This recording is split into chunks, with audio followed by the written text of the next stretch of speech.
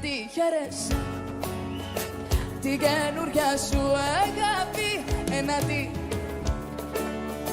και να με κερνάς φαρμάκι, να τι.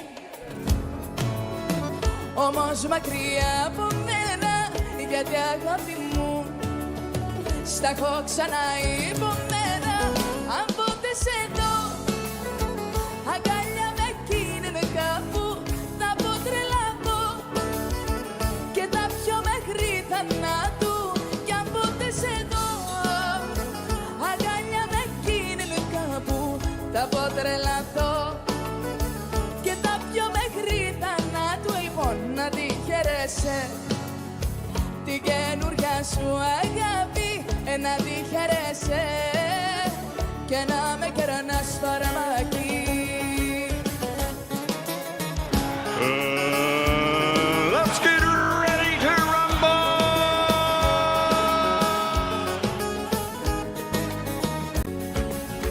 Να τη χαίρεσαι την καινούρια σου αγάπη, να τη και να με κερνάς φαρμάκι, να τη. Όμως μακριά από μένα.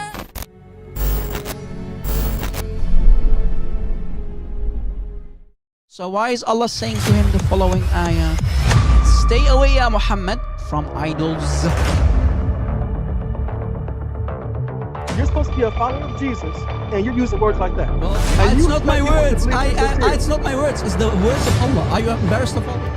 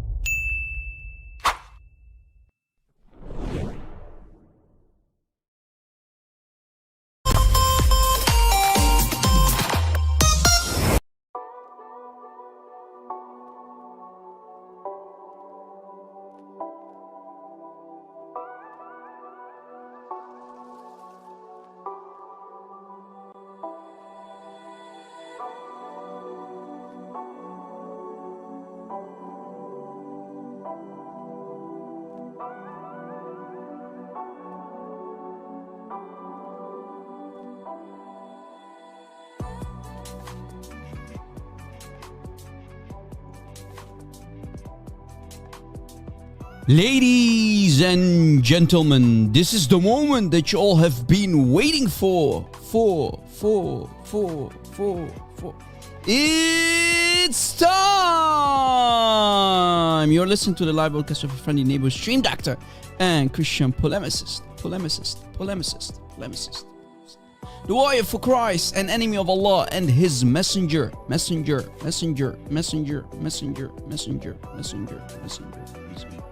This is your favorite YouTuber, now speaking from cave, Hira.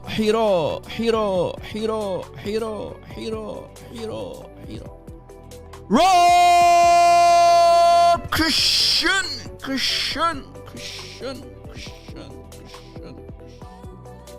Please fasten your seatbelts because we are back, baby. We are live, baby. Let's go. All right. Enough with the introductions, guys. God bless you. Nice to see you. Welcome. I love you all, my dear brothers and sisters in Christ. I love you, baby. I hope everybody is doing great. Guys, it took some time for me to go live because I had to take 3 different showers and shave because, you know, whenever I talk about today's topic, I get disgusted.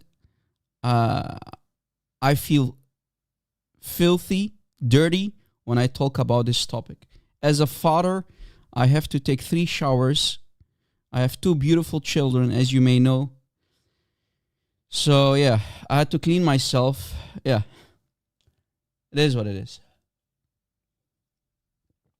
Today's topic Is child marriage in Islam permissible? Is child marriage in Islam permissible? That is the topic of today. And I hope that there are going to be Muslims out there who are willing to call us live and air if they disagree. If the Muslims disagree, admins, take over the chat. Give them my Skype idea. After the prayer, we're going to open Skype so that, Lord willing, we can have some respectful discussions about this disgusting topic in Islam. And let's see, guys. Let's see if Islam truly allows it or not. Because our Muslim friends here, specifically in the West, they say, no, Islam doesn't allow you to marry children. So they repeat the lies over and over because that's not what Islam teaches. Islam does teach that you are allowed as a man to sleep with children. Marry them and sleep with them. So guys, that's the topic of today. I know it's, a kind of difficult topic to talk about.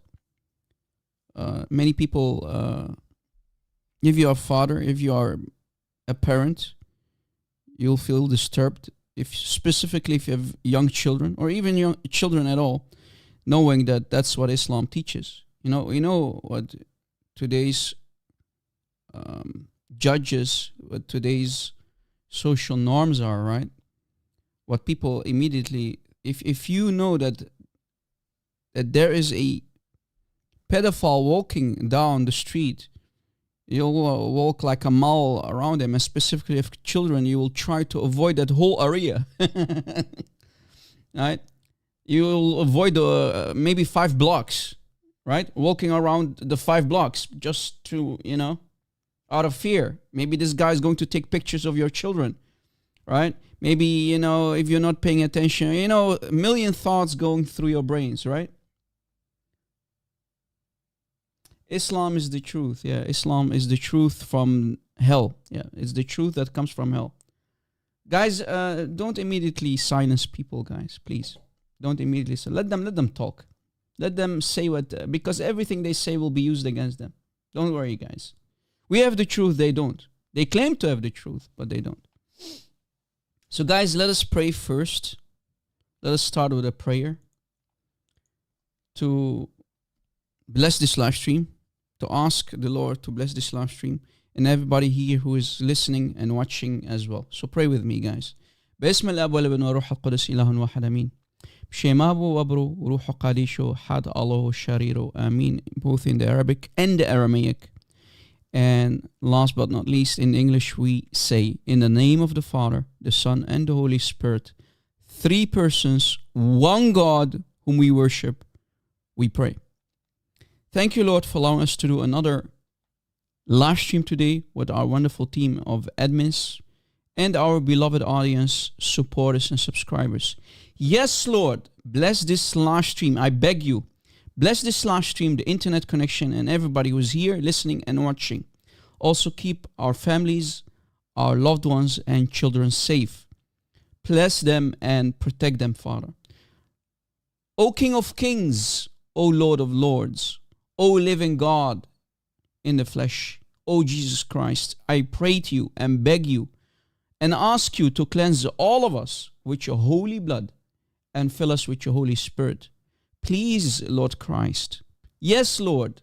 Yes, Jesus Christ, your name above all names.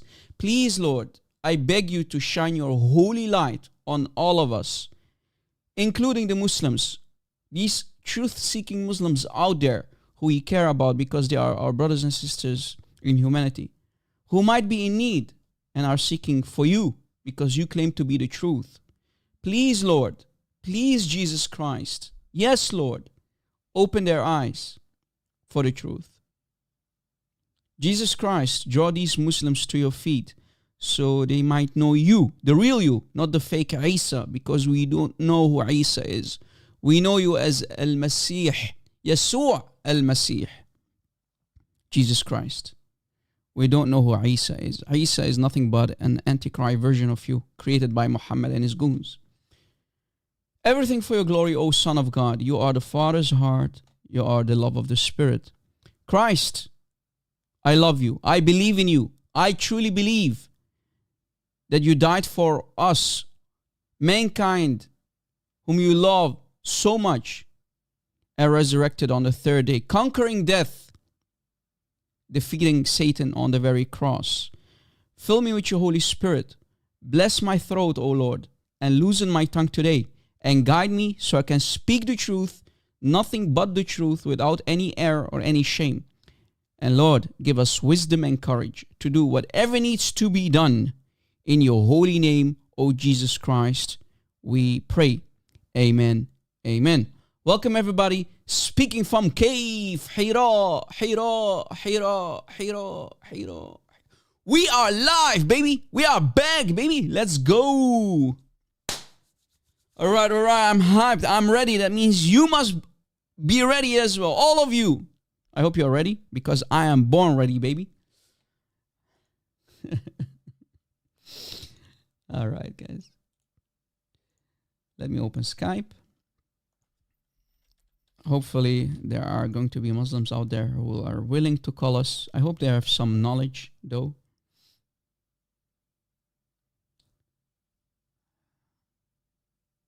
You can spam chapter 4, ayah 157. One, it does not include for today's topic. It's not for today's topic. On top of that, your Allah is lying in that ayah about us and about the Jews. So don't go there. You don't want to. You don't want me to go there. Trust me. Skype is open, guys. Let's see if there is going to be Muslims out there who are willing to call. Here is how to call me. Skype ID is the Rob Christian. Skype ID is the Rob Christian.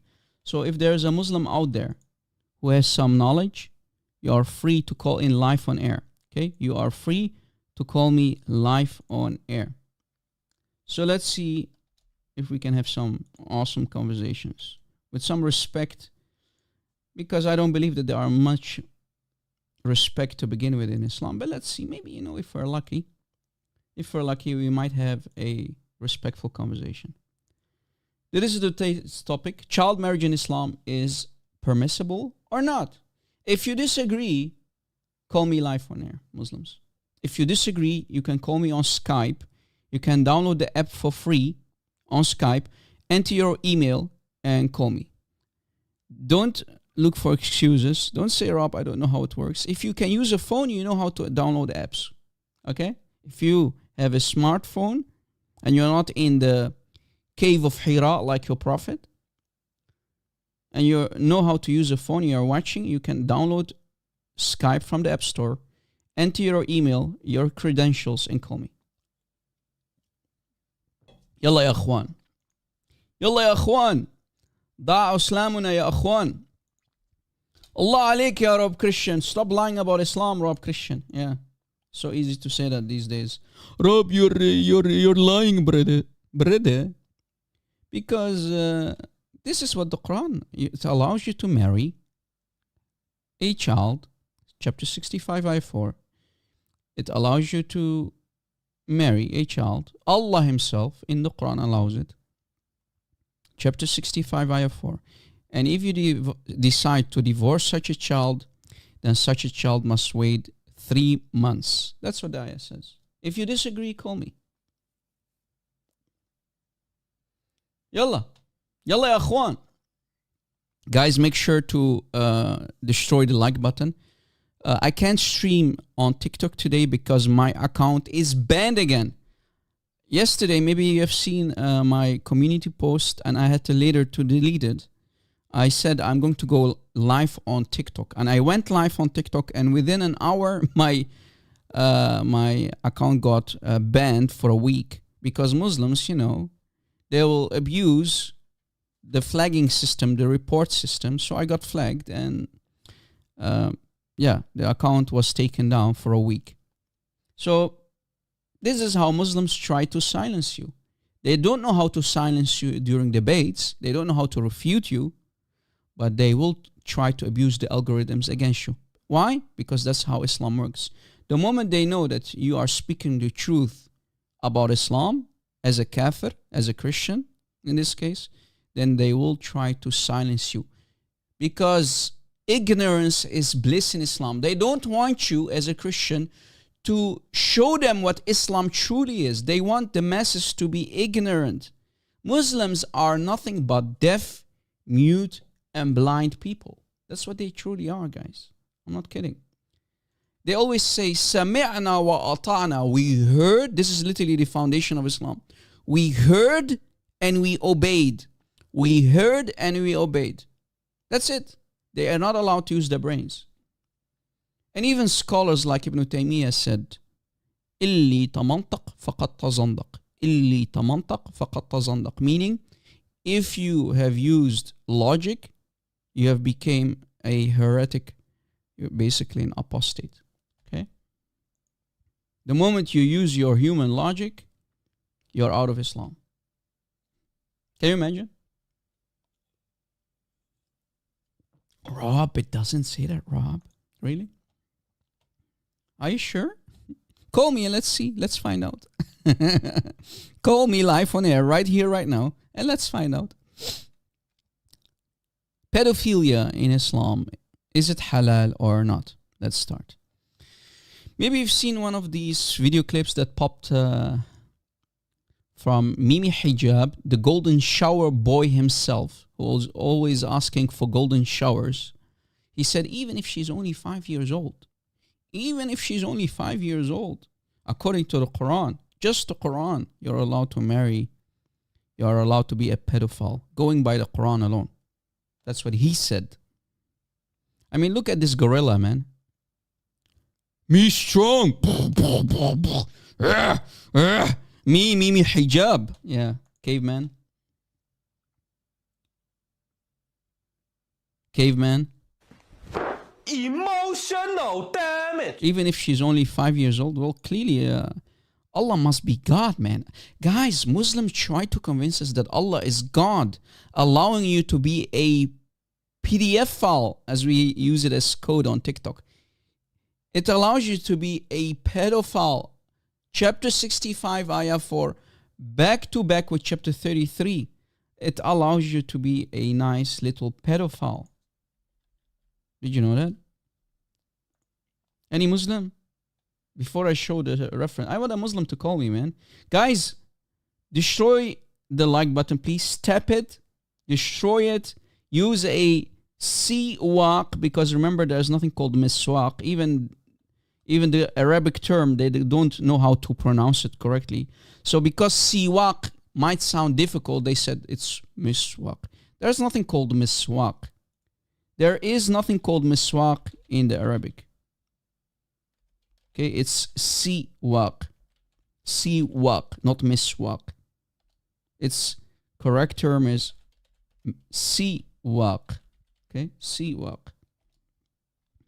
The Islamic toothbrush, right? So use the Islamic toothbrush, beat it lightly, brother. Because according to the Muslims, that's what chapter 4, ayah 34 says. 434. You're allowed to beat your wives, but don't beat her too much. Don't use her as a punching bag. Like Muhammad in Sahih Muslim hadith put his fist in the chest of Aisha, which caused her pain, according to Aisha. فَلَهَدْنِي فِي صَدْرِي لَهْدَةً أَوْجَعَتْنِي. That's what Aisha said. He put a fist in my chest and it caused me pain. Mahmoud Anaz, Mr. Pakistani boy, wherever country you're from. Mr. Khan boy, like Ibn Ketchup Khan. Call me live on air, yalla. Come, stop running your mouth in my chat as my little dhimmi, because you are acting like my keyboard jihadi boy. As a dhimmi, you became my third-class citizen today. Instead of being a nice dhimmi in my chat, call live on air. Skype is open, man. Let's debate. Let's debate about today's topic. Let's see if you have some decorum, some decency to stay on the topic and talk with me about it, instead of running your mouth and changing topic like always. Because you Muslims can't defend your religion. It's true, right? You cannot defend your religion. This is why you always change topics.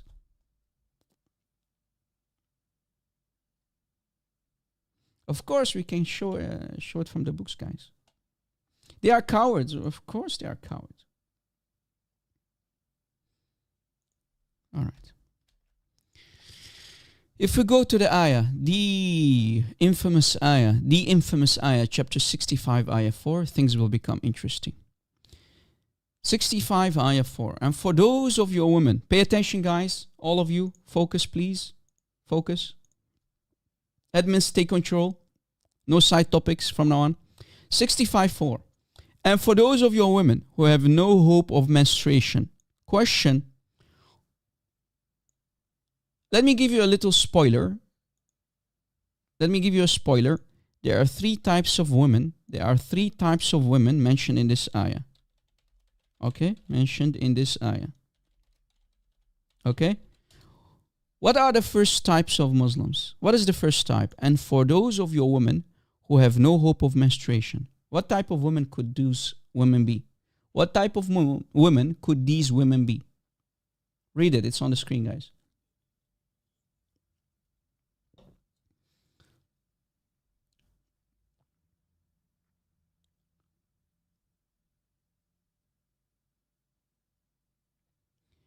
Muhammad Khan, Jesus doesn't need peace. He is the one who gives peace. He's the source of peace, ya Jahl. Your Isa is not Jesus.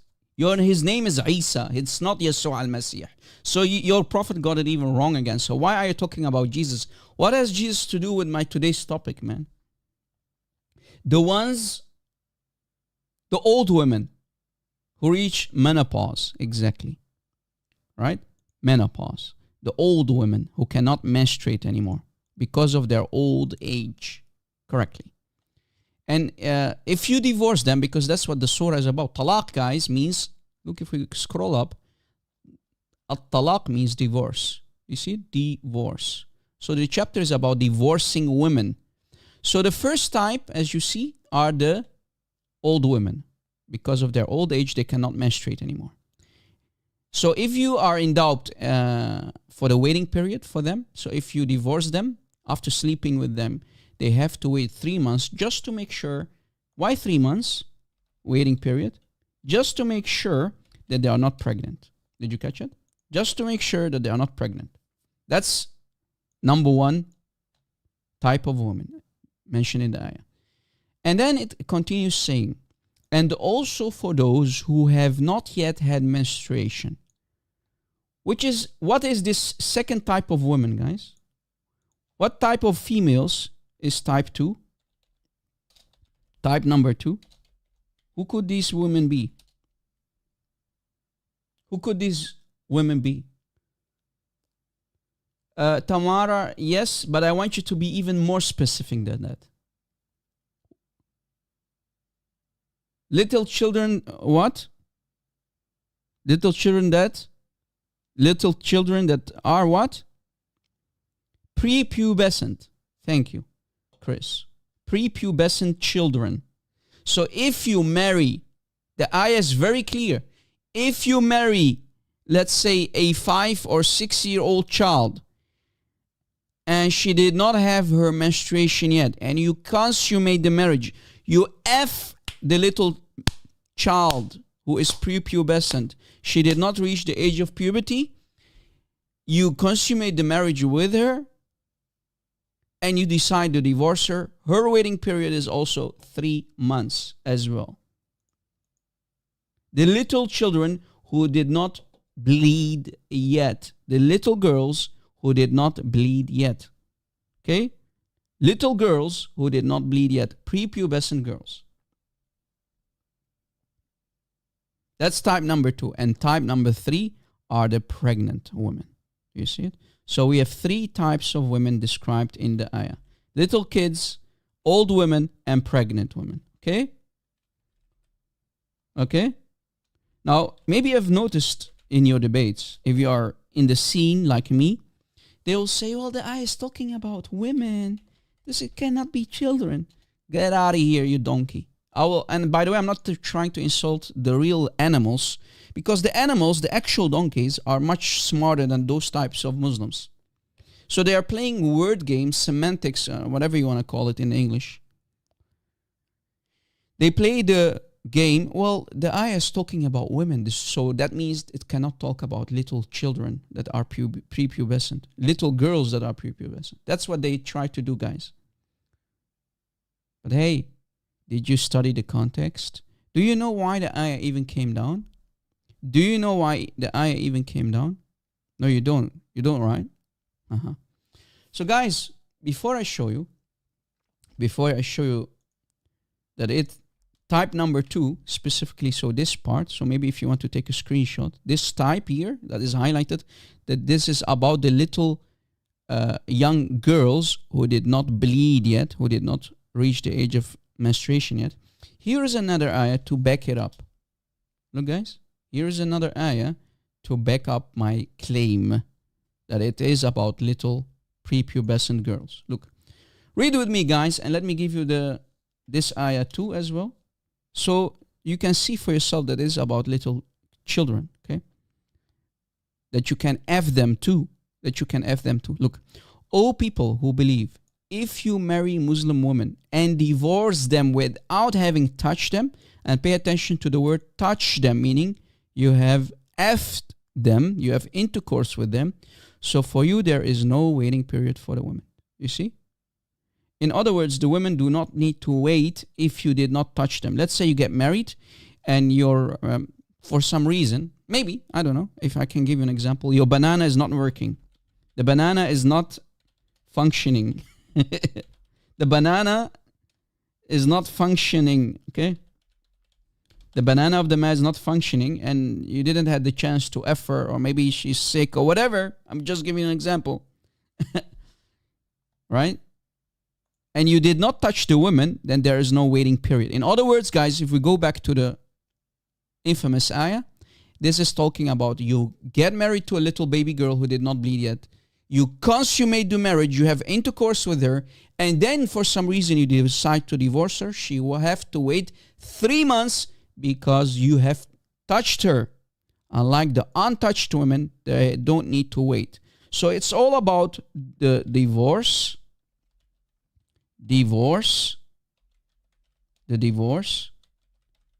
little girls, and touching them, as you know, the sugar-coated translation, touching them, right?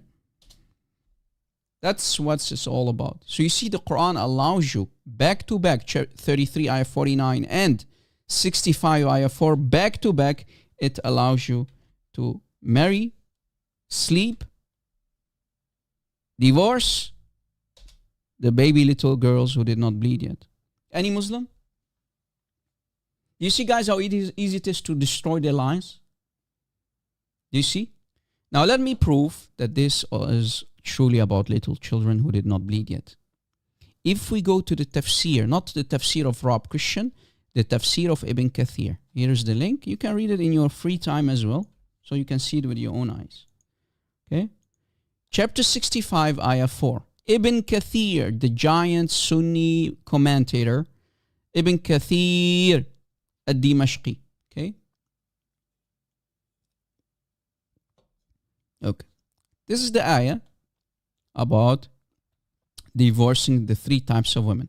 So the women that are in menopause, type number 1, and type number 2, the same for the young girls who have not reached the years of menstruation. Look, it's on the screen. So the ayah does talk about prepubescent girls. It's in front of you. So guys, again, Ibn Kathir is more honest than any Muslim of today who is lying about his own Quran. And remember, Muhammad said, if you deliberately lie about me, then make sure to take your seat in hellfire. So any Muslim who lies about the Quran of Allah and Muhammad, you are going to burn. Burn, baby, burn.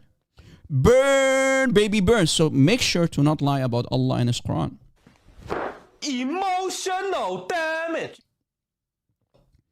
Well, if Muslims are liars, they can only lie by defending their religion. That means all of them, or let's say most of them, are burning in hellfire, according to the logic of Muhammad. If you lie about me, Muhammad said, if you lie about me, then go take your seat in hellfire. This is in Sahih al-Bukhari, guys. Muhammad was very clear. If you lie about him, you lie about his religion, then take your seat in hellfire. Right? Muslims, so be careful when you lie about your religion when you talk with us. You see it? So Ibn Kathir comes first. If you go to Tafsir al-Jalalain, same story. Let us go there. We go to Tafsir al-Jalalain, same story. Look. But just a second before I go to Tafsir Ibn Kathir, I was about to forget something. Guys, to make sure why the ayah came down, we call it in Arabic Asbab an-Nuzul. Asbab an-Nuzul, which means the reason why an ayah come down. Reason for an ayah coming down. That's what it says. It means Asbab an-Nuzul. Right? Why did the ayah came down? Why? Because of Ubay ibn Ka'b. Ubay ibn Ka'b. Look. Ubay went to Muhammad, guys. Who is Ubay, guys? Anybody knows who Ubay is? Who is Ubay ibn Ka'b? Ubay ibn Ka'b is the guy, the companion who Muhammad told you to go to learn about the Quran, to learn how the recitation of the Quran, to learn how to recite the Quran. That was the same Ubay ibn Ka'b, the companion of them all, like Ibn Mas'ud. Ubay ibn Ka'b, that he asked Muhammad, he said, "Oh la la, ya Rasulallah, some women were not mentioned in the Quran. The young, again the young, the old, and the pregnant. That's why the ayah came down." Do you see it? And Muslims lie about Ubay ibn Ka'b. They lie about Rasulullah. Oh la la, ya Rasulallah. Oh ya la, ya Rasulallah. I think the Muslims of today, they know better than you. They know the Quran better than you, ya Rasulallah. They call you a liar.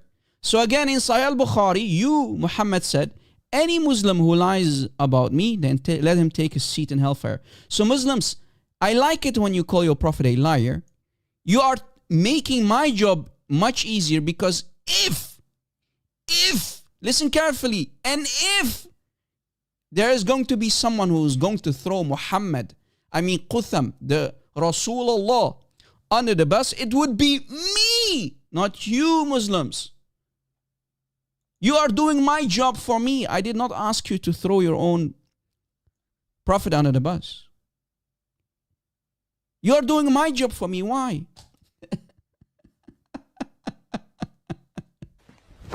Emotional damage.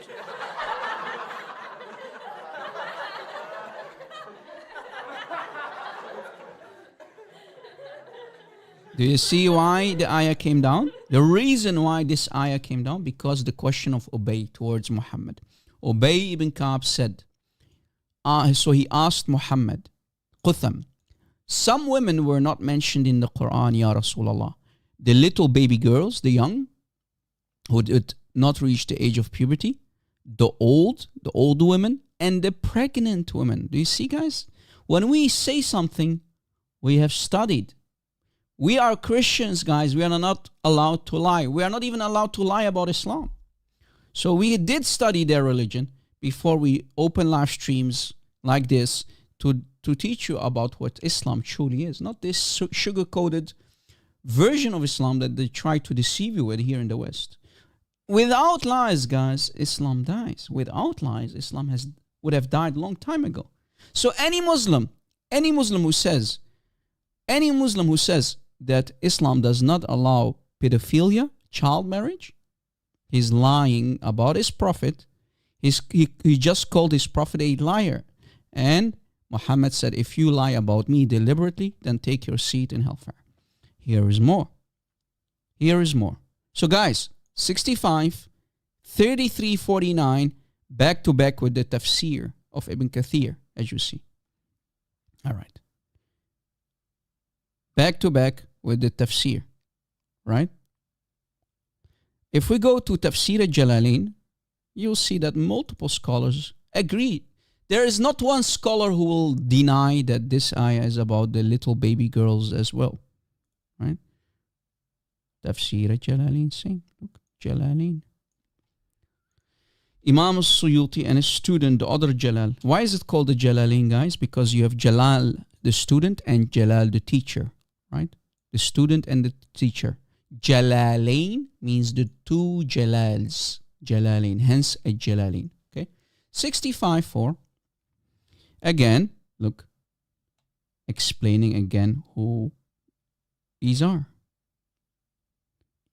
Right? Again, who these type of women are. The type number 2, again, look, and also for those who have not yet menstruated because of their young age,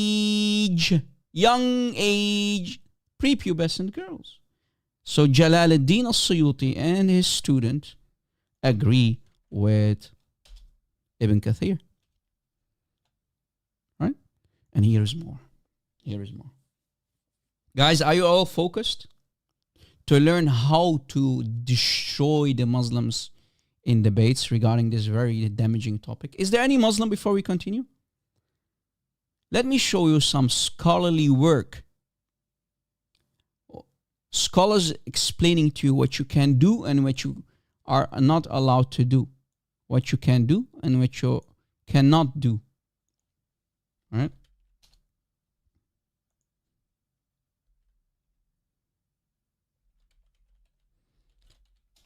Any Muslim? Skype is open. Any Muslim? Any Muslim? Hello? Mayday, mayday, we need a Muslim to defend his religion. Because Rob Christian is destroying and cutting off the very feet under Islam. I'm crippling Islam in front of a beautiful audience. Guys, keep inviting people, share the link on social media, destroy the like button. Come on, baby. Come on, baby. Don't do it for me. Do it for these poor lost souls. Keep destroying the like button. Muslims, if you love your prophet, again, Muslims, if you love your prophet, destroy the like button. Uh-oh, you can't do it now. You have to do it now. Uh-oh. So if you love your prophet, Muslims, I know you're watching, make sure to destroy the like button. If you hate him, don't like the live streams. Don't press the like button. If you hate your prophet, don't press the like button. Rob, this is amazing, Rob. Rob, you're something, Rob. I know, baby, I know. I can't help myself. I can't help myself. Look, guys, here is a scholarly book written by Ibn Abidin, a very, very famous Sunni scholar. Volume 5 in his book Radd al-Muhtar ala al-Durr al-Mukhtar. Volume 5, Al-Juz al-Khamis. Rob, can you give us the link for this book? Oh, yes, for sure. Your question is my command. Your question is my command. Here is the link for this book. Volume 5, okay? Volume 5. Unfortunately, it's only in Arabic, so I want you to take a screenshot soon because I provided the translation in the bottom. Page 283. Page 283. Look in the upper left corner, page 283 in the Arabic. We scroll down on the page.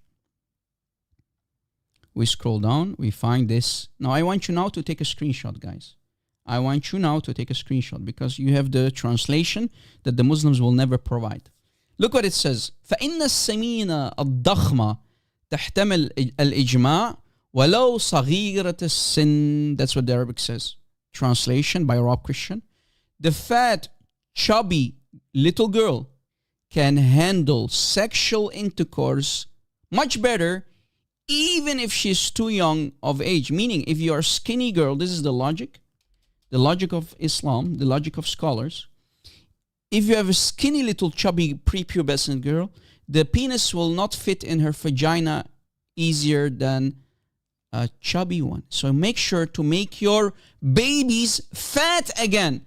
Trump said, make America great again. Islam teaches you as a Muslim parent to make your children fat again. Islam teaches, make your little daughters fat again. That's the motto. Okay? That's the motto in Islam. Okay? Make your little daughter fat again. Why? Because the penis will fit easier in her vagina. The thought is, these idiots, these cavemen from the 7th century, they believe that if you have a fat, chubby girl with a lot of meat on her bones, she can handle the penis of a, let's say, 50-year-old husband much better. Do you see the foolishness here? Do you see the stupidity of these pedophiles? These supporters of pedophilia? If you have a little daughter, Muslims, you agree with this? You agree with your scholars? Do you agree with your scholars who are giving you Islam? Remember, without scholars, you don't have Islam. Now, let me also prove that Aisha had the same. Look, we go to Ayusha, al-Murda'in, the mother of the believers. Oh, is it the wrong one? Sorry. We go to Ayusha, the mother of the believers, the mother of the breastfeeders. Look, guys. Chapter 37, cucumbers and fresh dates eaten together. Now, let's see why. Sahih Hadith. Sahih. Rob, can you give us the link? For the love of God, can you give us the link? Oh, yes, I can. Here's the link. In the chat, here's the link again. Sahih. Sahih Hadith. Read it with me. It was narrated that Aisha said, my mother was trying to fatten me up.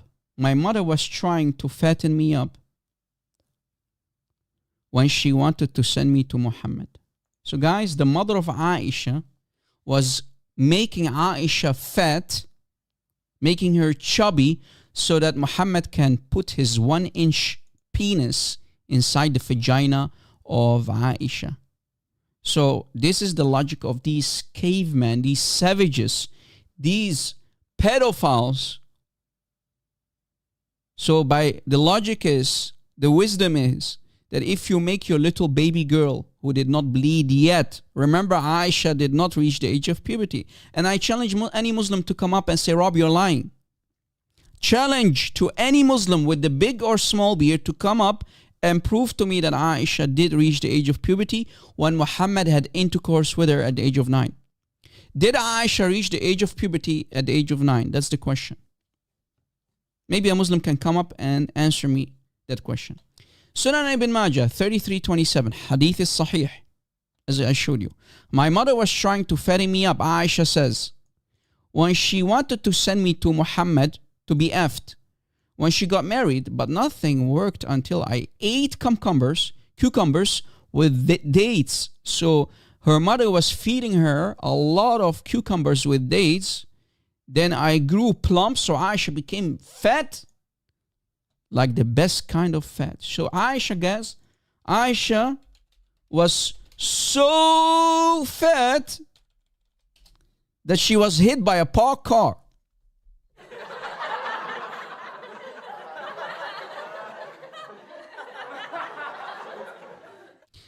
Aisha was so fat that when Muhammad rolled on top of her, he was still on the top of the biatch. Right? Aisha was fat. How fat was she? Aisha was so fat that she was hit by a parked camel. Yeah, sorry guys, sorry.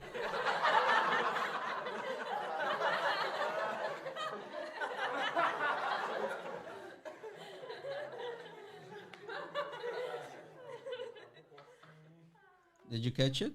They used to make their little daughters fat by literally feeding them as if they are like chickens or something in a factory. Chicken factory or whatever. What is that called? You know, when you place these chickens on top one another and give them a lot of food, not giving them a lot of space to walk or wander. Sponge bag? Is that what it's called? I don't know what it's called. Aisha was a dump truck. Battery chickens, yeah. Aisha was a battery chicken, exactly. Thank you, Phil Herrera. Thank you. God bless you.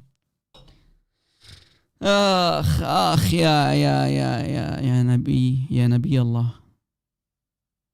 يخرب بيتك يا محمد. يخرب بيتك. يخرب بيتك يا محمد. يخرب بيتك. يخرب بيتكم يا مسلمين that you follow such a filthy pedophile prophet. يخرب بيتكم. You call this man a man of God? You call this the seal of all the prophets? You call this man a seal of all the prophets? Who was literally into little baby girls who did not reach the age of puberty? So again, guys, ask yourself where the scholars like Ibn Abidin here that you see on the screen, where he got the idea from to make your little daughters fat and chubby, to keep fattening your daughters so that they can handle sexual intercourse, even if such a daughter is too young of age, from Aisha, of course. From the example of Aisha, because she did not reach the age of puberty. Did you catch it? From the example of Aisha, from her. So everything is from the Sunnah, guys. Everything that the scholars put in their books, they are explaining the Sunnah of Muhammad, the Sharia Sunnah of Muhammad. Right, guys? So this is literally from the story of Aisha, from the example of Aisha and Muhammad. Aisha did not reach the age of puberty when Muhammad left her at the age of 9. And I challenge any Muslim to come up. I challenge any Muslim to come up instead of lying about the Bible, instead of justifying the pedophilia of Muhammad with Aisha, instead of attacking the Bible by trying to justify, by lying about the Bible, you're trying to justify the pedophilia of Muhammad. Abdul Rashid, instead of defending your prophet, can you defend Islam without going to Christianity, without going to the Bible? Can you just, for the love of the hairy shin of Allah that will be exposed on Judgment Day, can you defend your prophet and your false cult by coming up, call me instead of being my dhimmi in the chat, instead of attacking Christianity and the Bible and lying about the Bible? Can you stay on topic for once? I know it's very hard to defend Islam, from the Islamic books. I know it's hard. So you have to always go to the corrupted Bible, right? You Muslims say the Bible is corrupted, yet you use a corrupted Bible to defend your pedophile prophet. Right, Muslims? Good job. Good job. You're doing a terrific job with your da'wah. Right? Good job, buddy. Any Muslim who can defend his prophet? You see it? So guys, Aisha did not reach the age of puberty. Aisha did not reach the age of puberty. And this is Islam, guys. This is the Quran. The Quran allows it. 65, ayah 4, chapter 33, ayah 49, as we showed you earlier. Linda Sarsour will be amongst the first people here in the West who will say, does the Quran really say that? The Quran doesn't say that. It doesn't say that, Rob Christian. It doesn't say that, RC. It doesn't say that. But we know that our Quran, among themselves, they know. They know that the Quran is filth. They know that the Prophet is one filthy son of Satan. How can you put your fingers on a little girl, man? If I see, or anyone here, I believe anyone who is listening, if you see a pedophile on the streets, just walking towards a little baby girl, you are going to give him, at least if he's lucky, you're going to at least give him a citizen arrest. Right, guys? Be honest. If you see a pedophile who is about to lay hands on a little girl, if you are a human being, not a savage, and you're seeing it happening in front of your eyes, you're going to run towards that pedophile and give him at least a citizen arrest, because he's about to abuse a child, sexually abuse a child. What about Muhammad? What about Muslims who know that the Quran allows them to be pedophiles? 65, ayah 4, 33, ayah 49, back to back. One-way ticket, exactly. Honest to God, I'm going to be honest. I will put at least a fist in his mouth. I, Rob Christian, I will at least put a fist in his mouth. If Muhammad would have been alive now, I would have put a fist in his mouth if I would see him walk towards a baby girl like Aisha on the street. At least, as a father, that's my duty. Victor, go easy, bro. Muslims will come after you now. The Muslims will come after you now, Victor Benner. God bless you, but be careful with the wording.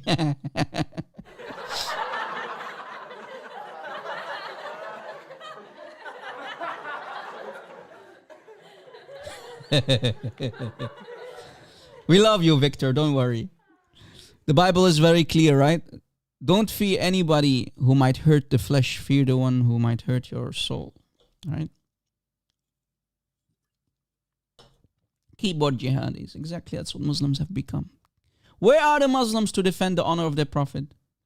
I just stepped by accident on the beard of Muhammad, and no Muslim can come up and remove my shoe that is still on the beard of their Prophet, on the face of their Prophet, on the head of their Prophet. My shoe is on top of the head of your pedophile Prophet, Muslims. Come at me, bro. Come at me. Now, guys, let me show you the hypocrisy of Muhammad. Muhammad was a hypocrite prophet, Rob? Yes. Sunan al-Nasa'i, hadith number 3221. Narrated Abdullah bin Buraidah. It was narrated from Abdullah bin Buraidah that his father said, Abu Bakr and Omar, the two caliphs later, right, who became caliphs, Omar and Abu Bakr themselves, proposed the marriage to Fatima. Fatima, guys, was at least 12 years old at this time. Okay? Fatima was around 12 years old, or even older than that. So both Abu Bakr and Omar proposed marriage for the hand of Fatima from Muhammad. Ya Rasulallah, we want to marry Fatima. Like I gave you Aisha, basically Abu Bakr said, I gave you Aisha, you got married to her at the age of 6 and you consummated the marriage at the age of 9. I want to marry to Fatima, the daughter of Khadija. What did Muhammad say? She's young. She's too young. But wait, you hypocrite, false prophet. Ya munafiq ibn munafiq ya Muhammad. Aisha is not young. Aisha was not too young at the age of 6 and 9. At 6 years old. But Fatima at the age of 12, she's too young. You see the hypocrisy of the false prophet, guys? Do you see the hypocrisy of this false prophet? Do you see the hypocrisy of this false prophet? So this is automatically, guys, the refutation for the Muslims who will say, well, back then it was normal. What do you mean normal? Your prophet just said, Fatima is too young. So here your own prophet destroyed your lies. Right? For him, everything is okay. But for the Sahaba, it's not okay. So clearly Muhammad was on top of the Sunnah. Muhammad was more important than the Quran. Everything was good to go for Muhammad. Muhammad was special, guys. Muhammad was special.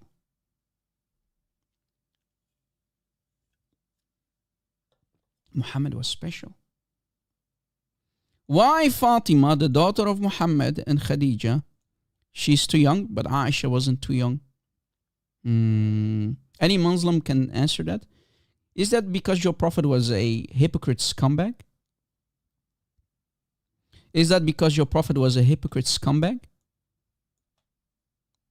I think Muhammad was a hypocrite. Now, guys, to explain chapter 65, ayah 4 more to you, let us go to Sahih al-Bukhari. Let us go to Sahih al-Bukhari. Where? Sahih al-Bukhari. Sahih al-Bukhari. And here is the link if you want to download it. The PDF file. the PDF file of the physical book itself that you see on the screen. So if you, for once, you want to have a complete edition, you can download all the volumes like I did. So not only sunnah.com, for example, the actual book. You can download it also for free these days. This is volume 7, as you see. Look, volume 7 of Sahih al-Bukhari. Okay, volume 7. Sahih al-Bukhari, Arabic, English. If we open literally the physical book after downloading it, we can see on page 57,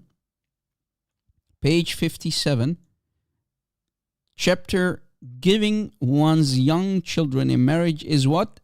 Halal, permissible. It's halal to give your young little daughters in marriage. It's halal. Muslims said child marriage, Muslims want to convince us that child marriage is not halal. What happened? You know better than Sahih al-Bukhari's book? You know better than Sahih al-Bukhari? Wait, Rob. Bukhari has a book of commentary too for the Quran? Yes, because this is literally right on top of Sahih al-Bukhari, hadith number 5133.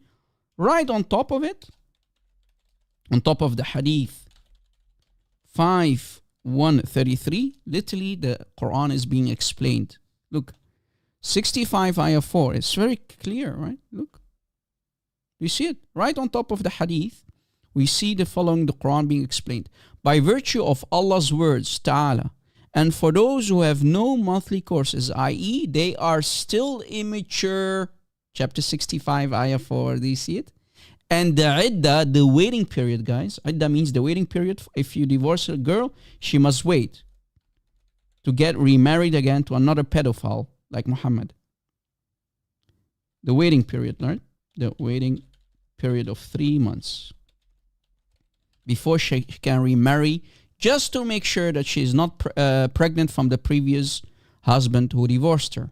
And the waiting period, the iddah for the girl before puberty is 3 months. Before puberty, pay attention, still immature, before puberty. So you are allowed to marry, have intercourse, and divorce prepubescent girls. I rest my case. I rest my case. Emotional, damn it! Any Muslim?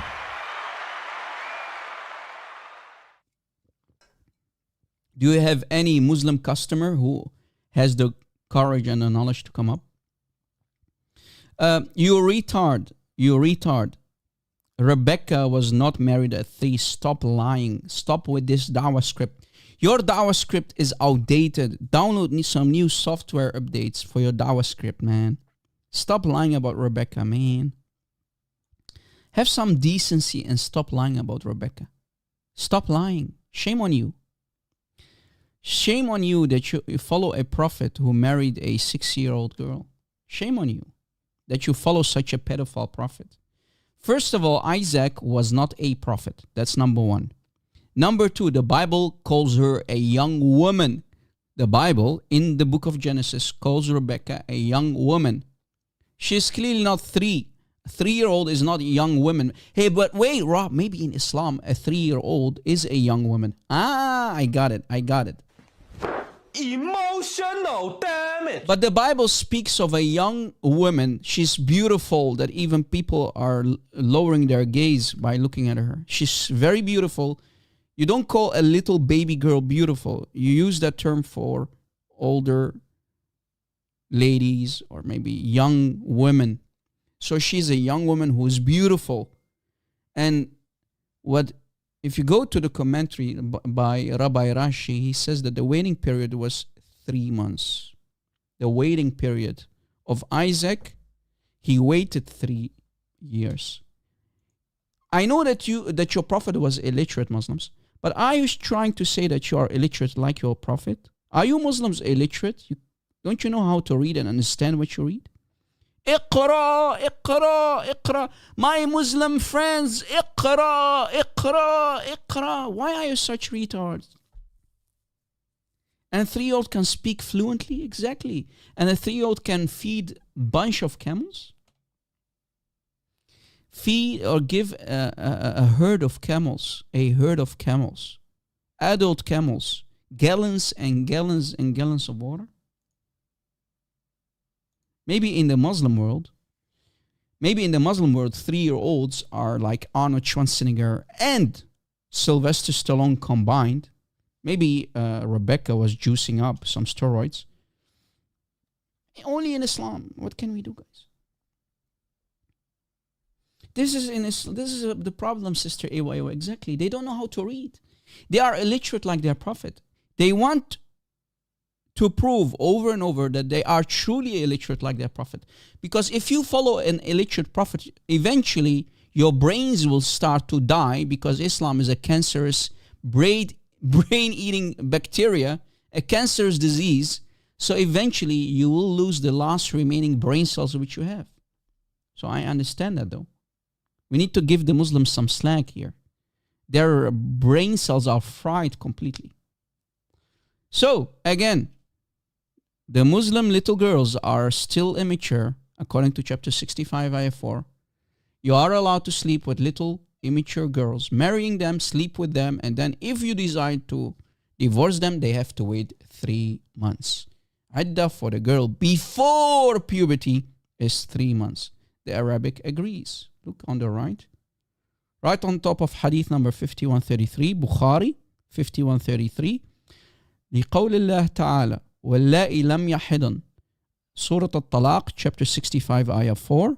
فجعل عدتها 3 أشهر قبل البلوغ. And here is the link for the physical book that you can download in PDF form for volume 7. Volume 7 of Bukhari. Do you see it? Volume 7. I downloaded it, and this is what the page says on page 57. Do you see it? Volume 7, page 57. Page 57. The physical book. Giving one's young children in marriage is halal, so it's allowed for you to marry little girl and sleep with her while she did not bleed yet. So my Muslim friends, if you have more morals than your prophet, hide your daughters. Everybody hide your daughters from Islam. Hide your little prepubescent from Islam.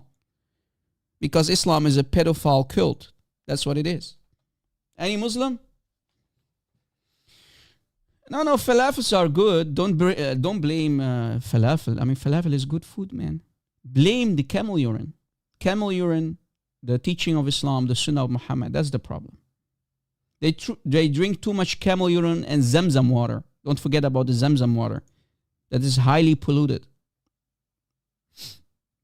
It destroys the brain cells that you have. You know, the last remaining brain cells.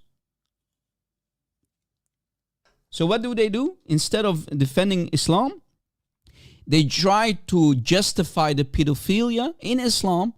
They try to justify the pedophile prophet of Islam, Muhammad, by attacking the Bible, corrupt the Bible with their tongues, yet they say that we are corrupting our Bible. These hypocrites. So the real corruptors of the Bible with their tongues are the Muslims, not us. Have some shame. Grow some decorum, Muslims. But I know it's hard when you follow a pedophile prophet. It's very hard. So does the Quran allow you to marry prepubescent girl, have intercourse with these prepubescent girls, and then if you decide to divorce them, that they should wait 3 months? The iddah waiting period is 3 months before they can remarry another pedophile like Muhammad? The answer is yes. And Mimi Hijab agrees. Even if the little girl is 5 years old. Any Muslim? Come up. Skype is open, man. Don't be scared. Come on. Stop sitting in the back of the bus watching me from a short distance. Grow some cojones and call and defend Islam. Yalla. Yalla ya akhwan.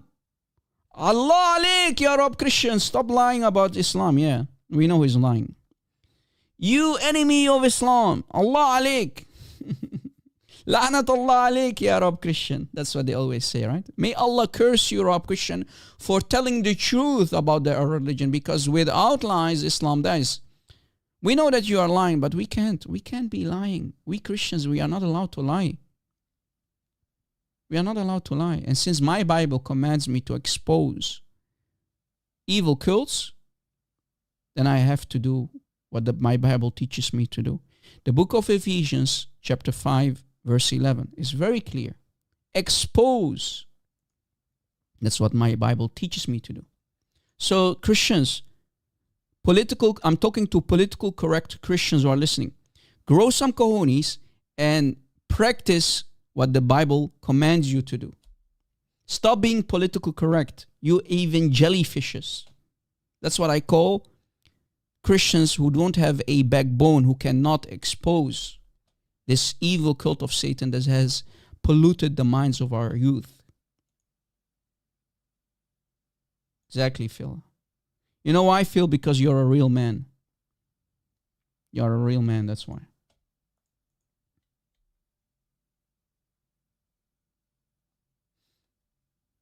That's true, Tamar.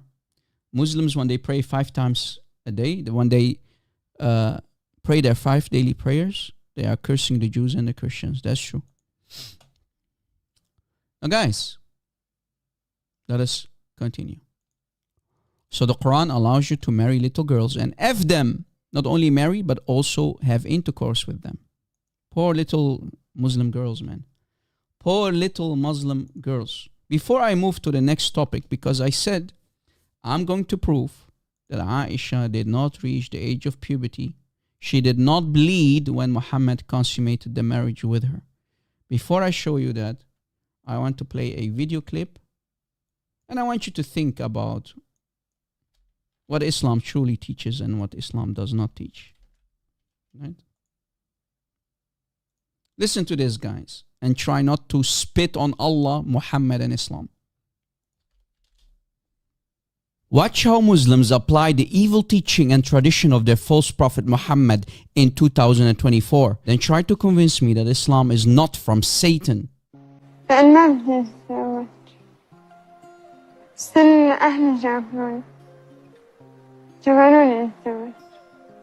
ليش جوزوكي لكن؟ مين جوزك؟ فاي وأمي. شو قالوا لك؟ قالوا لي لازم تتجوز. فسروا لك شو يعني زواج؟ لا. وليش كان بدهم يزوجوكي؟ انت هلا مخطوبة. ايه. والزواج ايمتى قالوا لي؟ بعد سنة. شو خبروك؟ So guys, she's 9. She's 9 years old. She's engaged, and when she becomes 10, her parents will marry her off to some pedophile like his prophet. عن الزواج. ما خبروش. شو خبروك عن الزواج؟ إن الزواج ستر على البنت. ستر للبنت.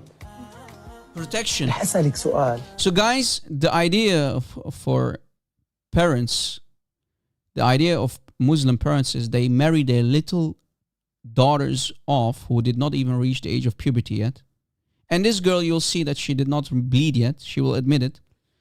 Her parents will sell her off for money because it's business. Remember, such a little girl who is pure, who doesn't even know the difference between wrong and good, she's worth a lot of money. Probably a big sheikh, an oil sheikh, paid the parents a lot of money, and the parents think, hey, this is a good opportunity to become filthy rich because they give them a lot of money.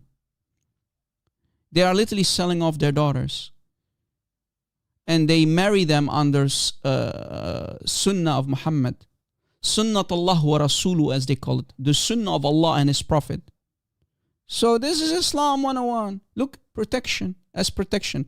So they say the marriage is protection for the girl. Do you see it? What did they tell you? Pay attention, guys. Focus, all of you. No side topics. شو خبروك عن الزواج؟ What did they tell you? إن الزواج ستر على البنت. Protection for the girl. رح أسألك سؤال. إذا فهمتيه جاوبيني، إذا ما فهمتيه ما تجاوبيني. أنت قلتي لي عمرك 10 سنين اليوم، وخطبتي عمرك 9 سنين. إيه. انت بلغتي؟ لا بتعرفي شو يعني؟ ما بعرف. Guys, she doesn't know anything, and they married her off. They're about to marry her off. She's engaged now. Do you know what does that mean? Do you know what reaching puberty means? She doesn't even know. She doesn't even know what the meaning is of puberty. Guys, he's asking her, were you engaged at 9? She says yes. She's 10 and they engaged her at 9. Wow. انت بلغتي؟ لا بتعرفي شو يعني؟ ما بعرف. She doesn't even know. ما بتعرفي إذا بلغتي أو ما بتعرفي شو يعني بلغتي. لا حل ولا حل. Neither, both of them. She doesn't even know what reaching puberty means. She doesn't know what menstruation means. She didn't even experience it yet. So this is a prepubescent girl, like Aisha. She doesn't know. أنت بلغتي؟ لا بتعرفي شو يعني؟ ما بعرف. ما بتعرفي إذا بلغتي أو ما بتعرفي شو يعني بلغتي. لا حل ولا حل. Wow. طيب شو خبرك محمد عن الزواج؟ ما أعرفش. أنت خيفانة من الزواج؟ إيه. من شو خيفانة؟ من كلش ما بدي تكون ماما. Wow. ولما تقولي هيك للماما شو بتقلي؟ Look at the face, man. Look at the innocence, man. Muslims, do you agree with Allah and Muhammad that you are allowed to marry little girls like these? This could be your daughter. This could be your sister. This could be your cousin. Shame on you, Muslims, for following such an evil cult of Satan. Shame on you. I spit on your Allah and I spit on your Prophet for giving you such a filthy cult. Damaging, not only physically, but also mentally, such little girls. Poor innocent girls. Shame on you, Muslims. Shame on you for following this evil sunnah. This evil sunnah, the sunnah of Muhammad. لأن أنت لازم تروح وتتجوز. لما تقلك هيك شو بتقولي لها؟ بصير أبكي.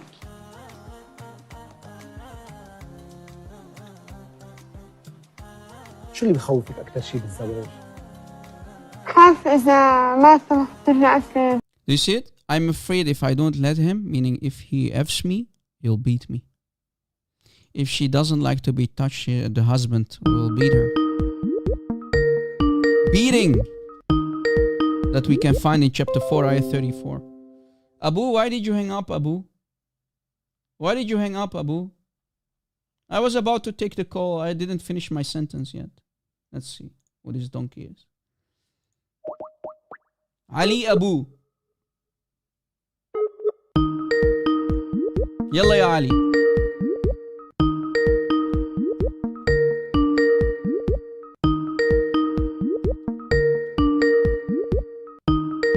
I'm playing dead now.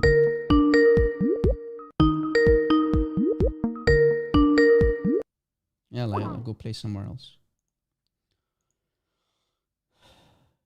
I just posted the link in the chat, guys.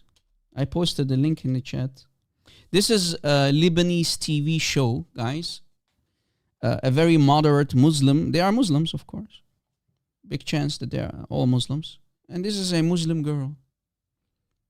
And literally, guys, she is afraid if she don't let her future husband, the future pedophile husband like his prophet, because they're all pedophiles, she's afraid if she doesn't let him touch her, he'll beat her. He will apply chapter 4, ayah 34 on her. وَاضْرِبُهُنَّ. Beat them. The moment you sense that such a girl is being disobedient, even if she didn't do it yet, the moment you fear, out of fear, that your baby bride or wife, you fear that she's going to be disobedient, you are allowed to beat them. This is chapter 4, ayah 34. Beat them. So she knows that she's going to be beaten because she knows. They told her. Her mother said it to her. always be obedient to your husband. Or else, if you go to the tafsir, guys, for example, in tafsir al-Tabari, for the ayah, it says the husbands used to tie their wives with a rope, tie with a rope against the beds. Tie their wives with a rope against the beds like camels they used to do. Like camels, like animals, right? That's what the Sahaba used to do, guys. Not only beating their wives, but also tying them against the bedpost, let's say. Close the door behind them. So guys, in Islam, a woman, she is nothing but a caged, tied up animal. And I challenge any Muslim to say, Rob, you're lying. I will prove it from your books. Call me. Stop running. Ali, call me Ali. Why are you scared?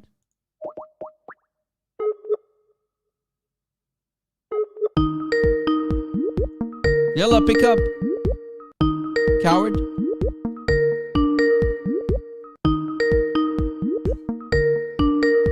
Yalla, let me send you to the Bir of Buddha. Yalla, yalla. Let me send you to the same well that Muhammad used to wash his mouth in and do ablution in. His face in, where you had menstruating women who were washing their private parts and carcasses of dead dogs in it and garbage in it. Because that's what you deserve. Cowards. شو اللي بخوفك أكثر شيء بالزواج؟ خاف إذا ما سمحت ترجع أسري يضربني. شو؟ خاف إذا ما سمحت ترجع يضربني. يضربني. Do you hear the word يضربني? يضربني. He will beat me. The husband will beat her. She is scared. خايفة إنه يضربها. She's scared that she will be beaten by her husband, by her future husband. I'm afraid if I don't let him touch me, he'll beat me. Well, yeah, of course, Allah allows you to be beaten. Hello? Hello? Because women are not human beings in Islam. No way, Rob. Yes. I'll prove it, guys, if I have enough time. I'll prove that women in Islam are a bunch of animals from the Islamic books. Don't worry. If we have time left. So this is the video clip, guys, that I wanted to show you. And again, this is on happened on live Lebanese, Arabic Lebanese TV, where they invite people to talk about disgusting topics in Islam. Because Lebanon, guys, is a very moderate country. Right? It was a Christian country in the past. Lebanon was a paradise on earth before the Palestinians invaded the country. And now you have these evil Shias who are controlling the country. Right? All right. That's the video clip that I wanted to play for you guys. So let us go back to the main screen. To the main screen. And let us talk about if Aisha, can we prove that Aisha, can we prove, the question is, can we prove that Aisha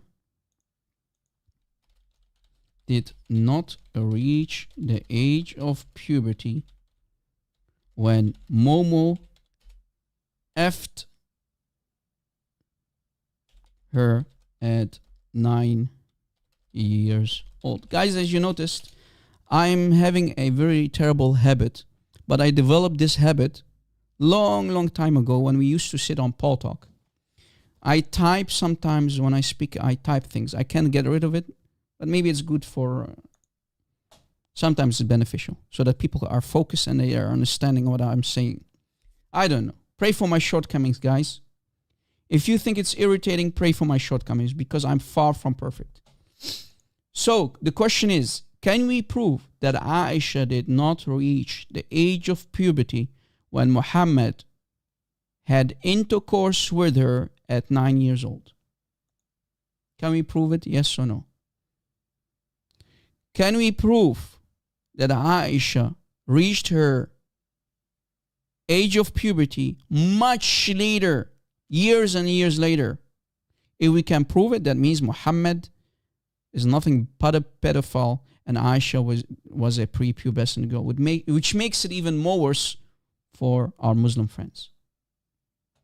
Awesome Layson Clips says, I bet Rob Christian can prove it. Are you sure, buddy? Muslims call us liars, man. Muslims call us liars. Winston, bro, come on. Go easy with the spoilers, brother Winston. I love you, though, but not too much. Let me lay my hands on you, brother Winston. No, it's okay, bro. You know, you already knew what I was about to do. But not only showing the hadith, but the explanation for it. 6130 from Sahih Bukhari.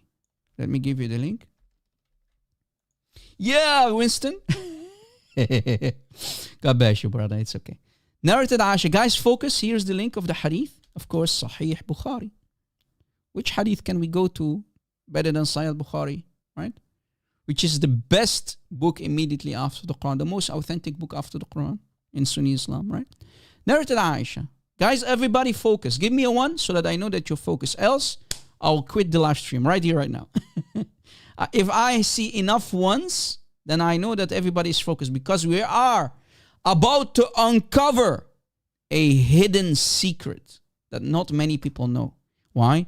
Because you don't speak Arabic.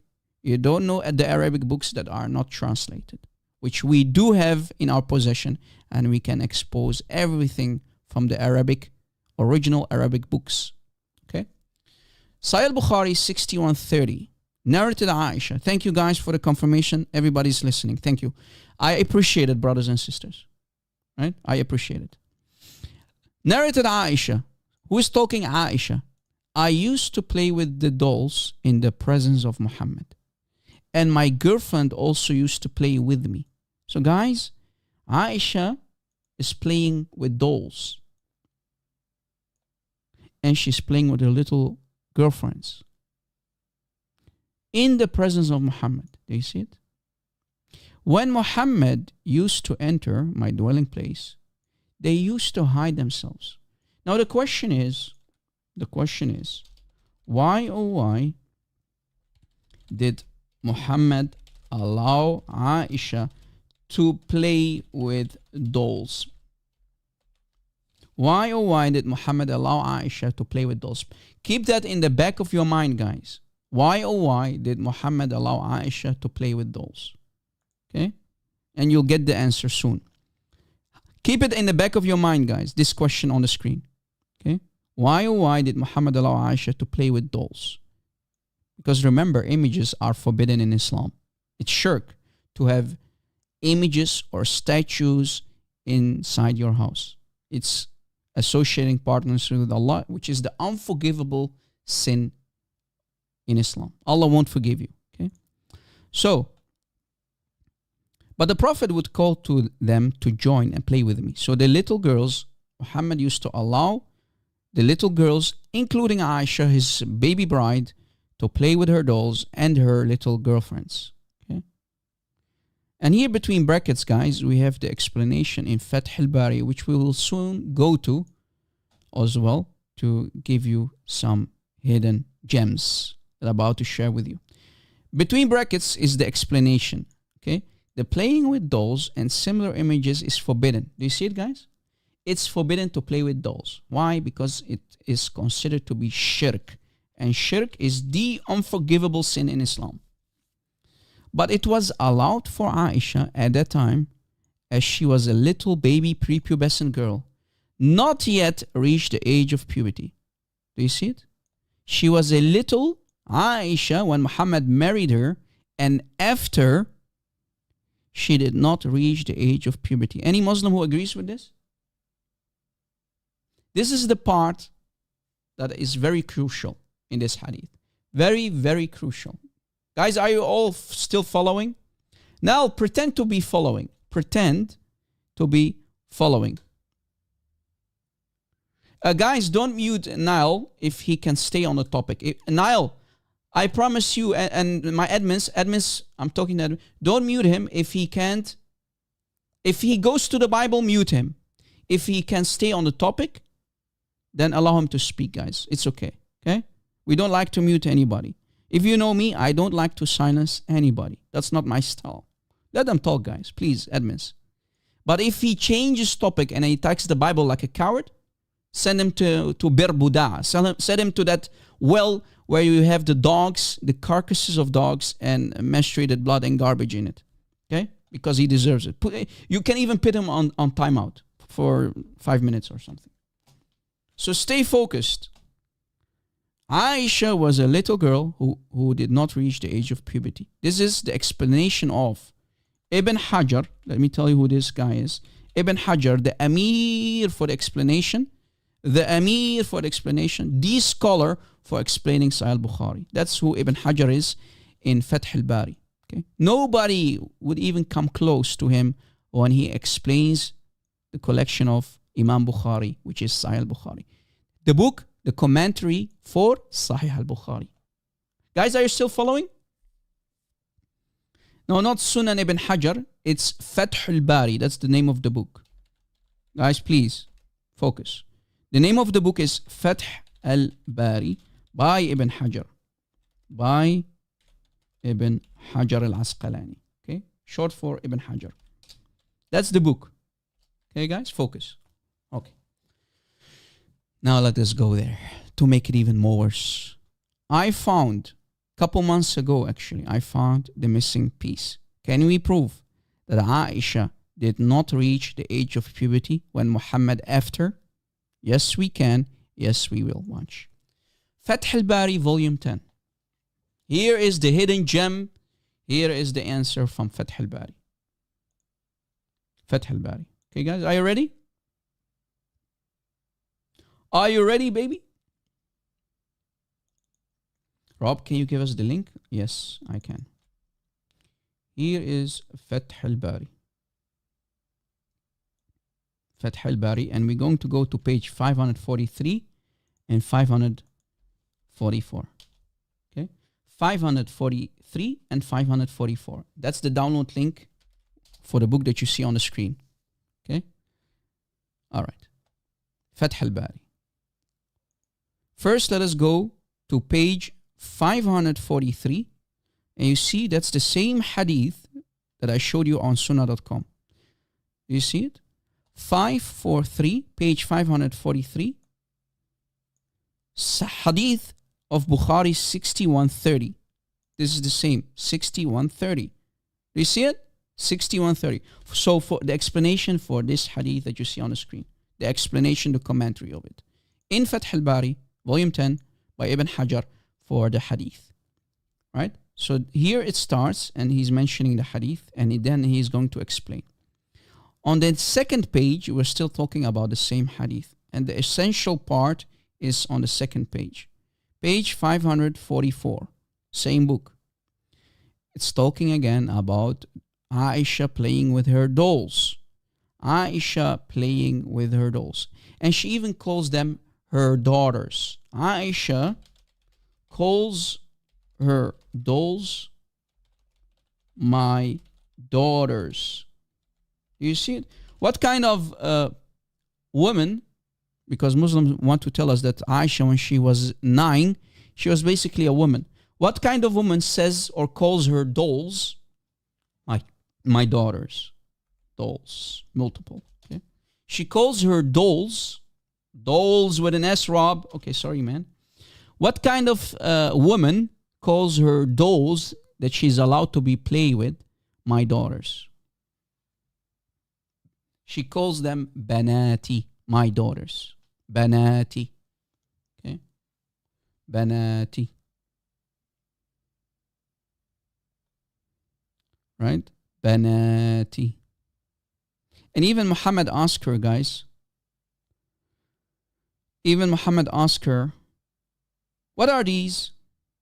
She tells them, these are my daughters. It's literally on the screen, guys. If you know a little bit Arabic, you can read it here. Right? Literally, Muhammad himself is asking his baby bride, what are these? What are those? These are my dolls. These are my banat. Look. Literally on the screen. All right. Then the essential part, which we are looking for, is here in the yellow highlighted. Are you focused, guys? Let me read it, and then you can see for yourself. Ibn Hajar explains, لأن عائشة كانت في غزوة خيبر بنت 14 سنة. And then he continues saying, وأما في غزوة تبوك فكانت قد بلغت قطعا. What is going on, Rob? Please translation of the highlighted part.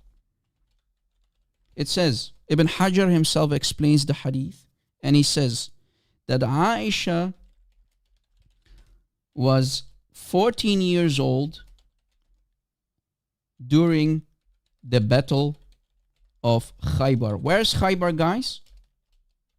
What was the battle of Khaybar? When Muhammad attacked the Jews and when he got poisoned. He was poisoned, right? And here literally Muhammad is asking Aisha, قالت بناتي, they are my daughters. بناتي. Here, بناتي. Let me make it bigger so you can see it. ما هذا يا عائشة?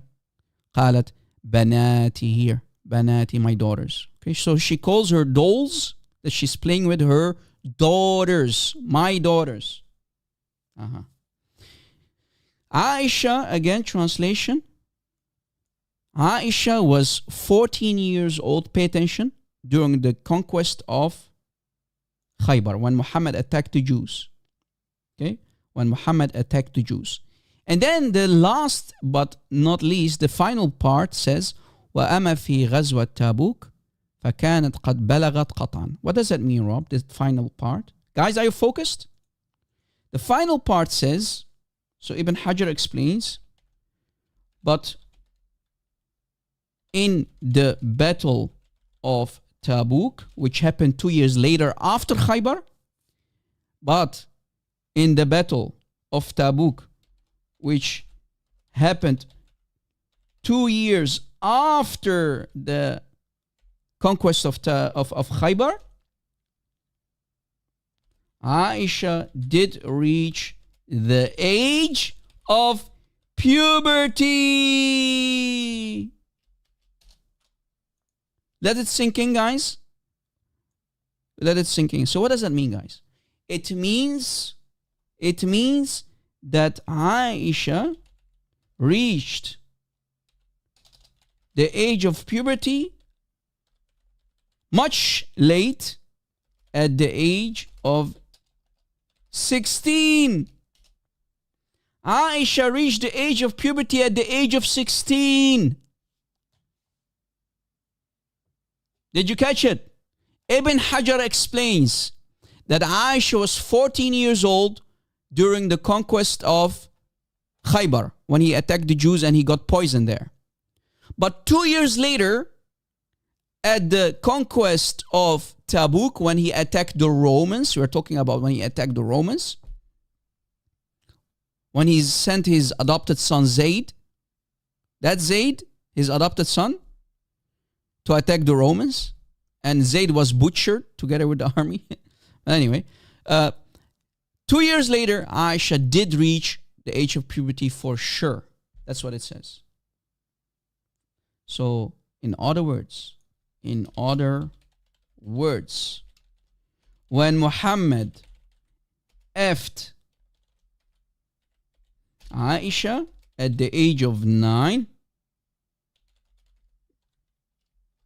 she did not reach the age of puberty yet, but much later, actually, at the age of 16. So she had a very late puberty period. Did you catch it? Literally, that's what it says here in the book of Ibn Hajar, Fath al-Bari. I'm not the one saying it. Fact check me, Muslims. It's on the screen. You can fact check me. I gave you the download link of this book. Right, guys? Again, here is the download link again. So you can go and fact check me, Muslims. Sorry. If you believe that I'm lying. Here's the link again. Do you know what I just did, guys? People in the chat. Do you know what I just did? I just destroyed the lie that Aisha did reach the age of puberty at the age of 9. We destroyed that lie. So Muhammad slept with a baby girl, Aisha, who did not bleed yet. When he split her moon in half, the moon splitting that happened between her butt cheeks, she did not bleed yet.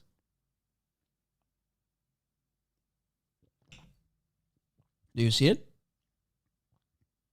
Pauline, have some decorum and stay on the topic. I know it's very hard to defend your pedophile prophet. I know. We know. But at least have some decorum. I know it's very hard when you follow a pedophile prophet and you know that your Quran allows you to be a pedophile in chapter 65, ayah 4.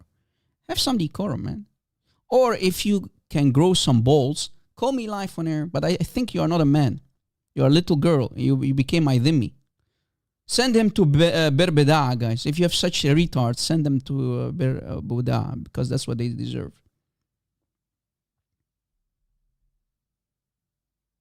Do you see it? We just destroyed the lie of Muslims, modern day Muslims who say that Muhammad slept with Aisha when she reached the age of puberty. It's a big fat lie. With scholarly research, as you see. My live shows, my videos are always packed with the meat, academic stuff. Here we are not to be entertained, guys. Here we learn. Here we get educated. And I hope that my teachings and live streams and videos do not go in vain. Guys, please download our videos. I know you love to download the videos of Brother Christian Prince. But can you do also other people's videos as well, guys? Because I don't believe that, brother, with all due respect to my dear brother in the faith, Christian Prince, that he can go that much deep as I do. I am going deep in the material. I'm taking deep dives like Yasir Qadi. When you do a deep dive. Right? Again, Yasir Qadi, what did you say? When you do a deep dive. I'm a scuba diver. When you do a deep dive. I'm a scuba diver. Things get very, very awkward. When you take a deep dive like Yasir Qadi in the Islamic books, things will become very, very awkward. I agree. I agree. This is very disturbing and awkward. Guys, Muhammad was a big fat pedophile. We just proved it. We gave you the evidence. And I challenge any Muslim to say, Rob, you're lying. Challenge. Where are the Muslims? Come at me, bro. If you don't call me, that means you're agreeing with me. Is that what you're trying to tell me? Is that what you're trying to tell the audience? That you agree with Rob Christian? That your prophet was a nasty pedophile who slept with a prepubescent Aisha? Is that it? So the answer for the question on the screen is 16 years old.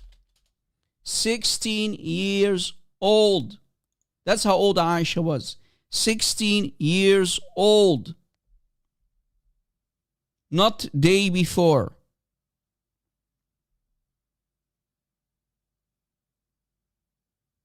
$16 old. Any Muslim who say, Rob, you're lying? It doesn't say that, RC. Lak ya RC, Allah alayk ya RC. La'nat Allah alayk ya RC. It doesn't say that, RC. Really?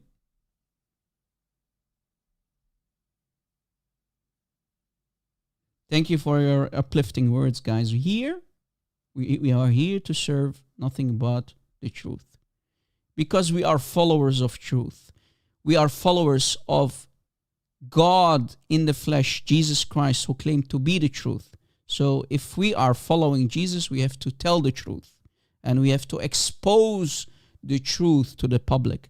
Unlike the imams and shuyukh who are big fat liars and deceivers who will never talk about these topics in public.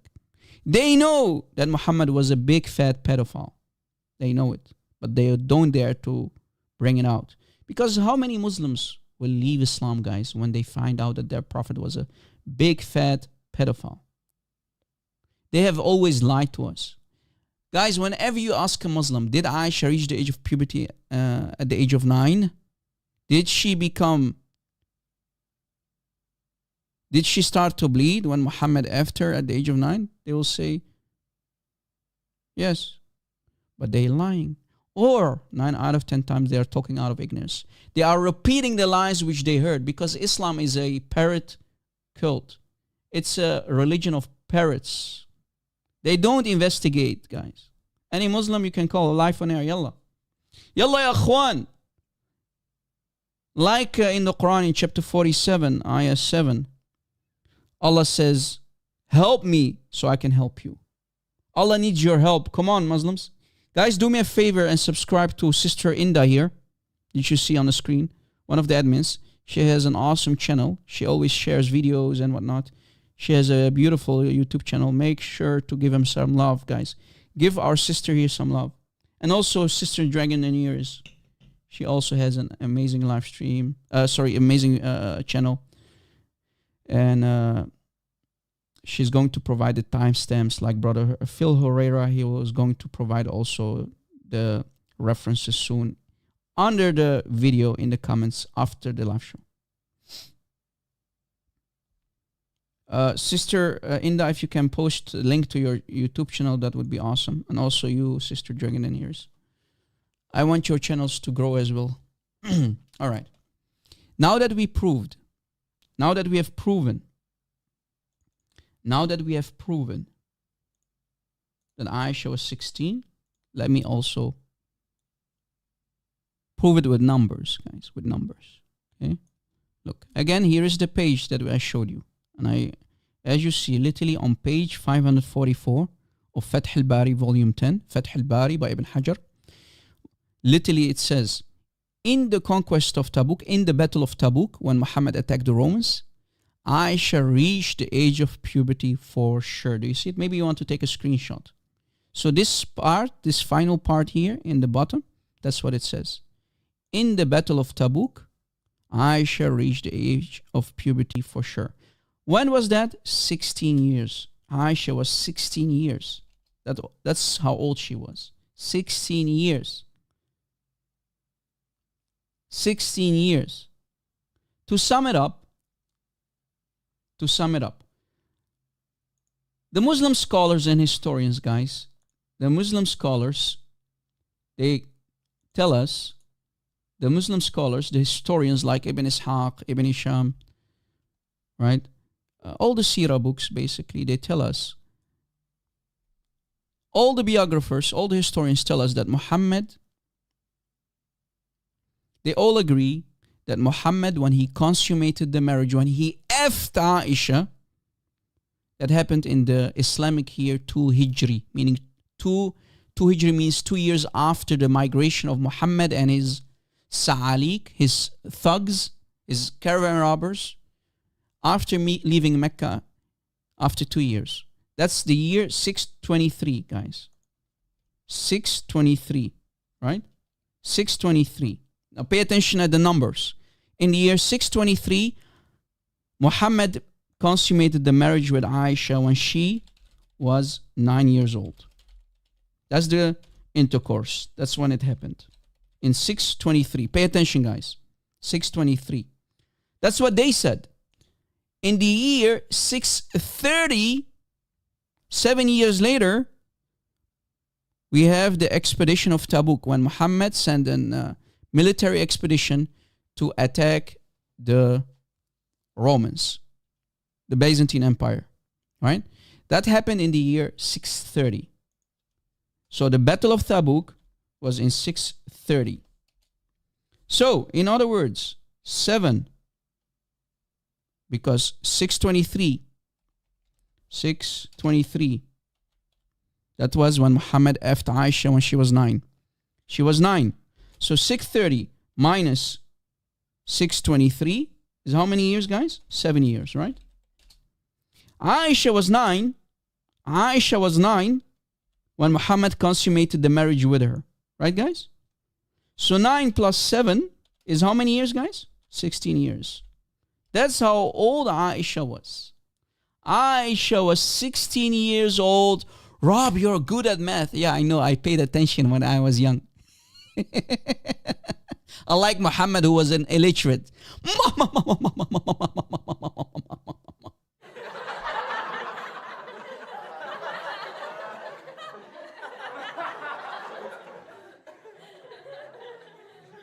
Justice for Aisha, of course. Thank you, Brother Joshua the King. God bless you. Appreciate it. But there is no best, only Jesus is best. But if Jesus can use us for us to teach, then so be it. We're all sinners, but if Jesus wants to use us, then so be it. Please, Jesus, use us to expose this evil cult of Satan that has polluted a lot of people's minds. Islam is nothing but a pollution. Thank you, guys. God bless you. 16 years old, Aisha. 16 years old when she hit puberty. So in other words, guys, Aisha hit puberty very late.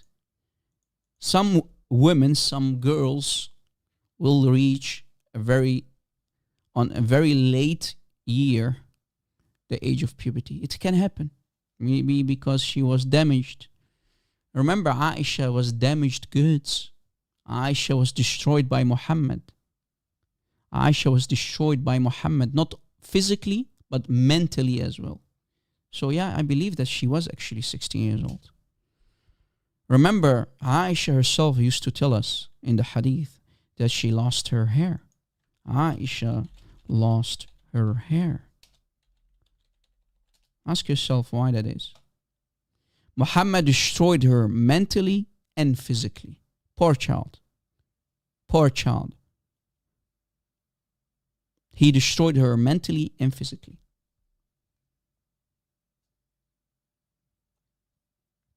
Yes, exactly, Isho, Habibi.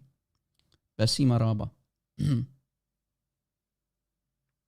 Exactly. Aziza. Muhammad destroyed Aisha mentally and physically. And that's why I believe that she had a very late age of puberty, at the age of 16. Victor Benner, you need to know, what you need to know is there's something called mufakhada in Islam, which means thighing. What Muhammad used to do, and in Islam scholars allow you to do that. Let's say you get married to a 3-year-old. You are a pedophile and you are following the pedophilia of your prophet, the teaching and sunnah of your prophet, right? The teaching and tradition of Muhammad. You get married to a 3-year-old. In Islam, you are allowed to do mufakhada, thighing the baby girl, because her private part does not allow you to enter her. So, in other words, guys, Muhammad himself kept trying to enter Aisha between the age of 6 and 9. And because he could not enter her private part, his 1-inch penis did not fit, he used to tie her. Tying her. In Islam, guys, because Muslims are so embarrassed to translating it to the correct term, they call it fondling. So whenever you see fondling in the hadith, that means tying. Right? Tying. Why I'm speaking like this? Because this is Islam. Remember, in Islam, there is no shame when you talk about the religion. So don't, this is Islam. When you talk about Islam, it's always 18 plus. Don't shoot the messenger.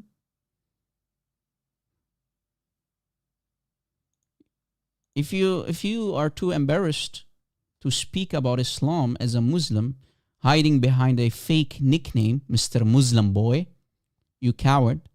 If you're too embarrassed to talk about your religion as it is, then don't shoot the messenger. I'm just a messenger, man. I've been only reading. Right? I've been only reading all this time. Rob, can you put something on the screen for us? Something on the screen? Yes. Guys, look. Look, my brothers and sisters. Look, my beautiful brothers and sisters. Look, my beautiful brothers and sisters. Look. Islamic scholars issue fatwas. Islamic scholars do issue fatwas. I'm not sure if it's big enough. You have to make it bigger on your part. And here is the Arabic version of it. Guys, they removed this. The English version, they removed it. I took a screenshot a couple of years ago. But they had to remove it because it's too filthy. Right? Look. Here is a fatwa that was created in the year 2006. You see it? 2006. Fatwa number 92,051. So here we have a mufti who is issuing Islamic rulings, fatwas. Right? Fatwa date 2006. Okay? Question. Assalamu alaikum wa rahmatullah wa barakatuh. Can you explain to me the thing called thaying? Thaying, mufakhada. Mufakhada. He didn't finish the word, as you see. He didn't know how to spell it clearly. Not an Arabic speaker. So he's asking the mufti for an answer. Answer from the sheikh. Answer, brother. The answer from the sheikh. After a blah, blah, blah, blah, blah, blah, blah, okay, finally he's going to give us the answer. Finally the answer. Thank you, finally. The term mufakhada, read with me guys, from the mufti, I'm explaining it. The term mufakhada means to have foreplay with the wife in between her thighs. In between where? Her thighs. Do you see it? In between her thighs. So let's say you are married. Again, if you are married to a prepubescent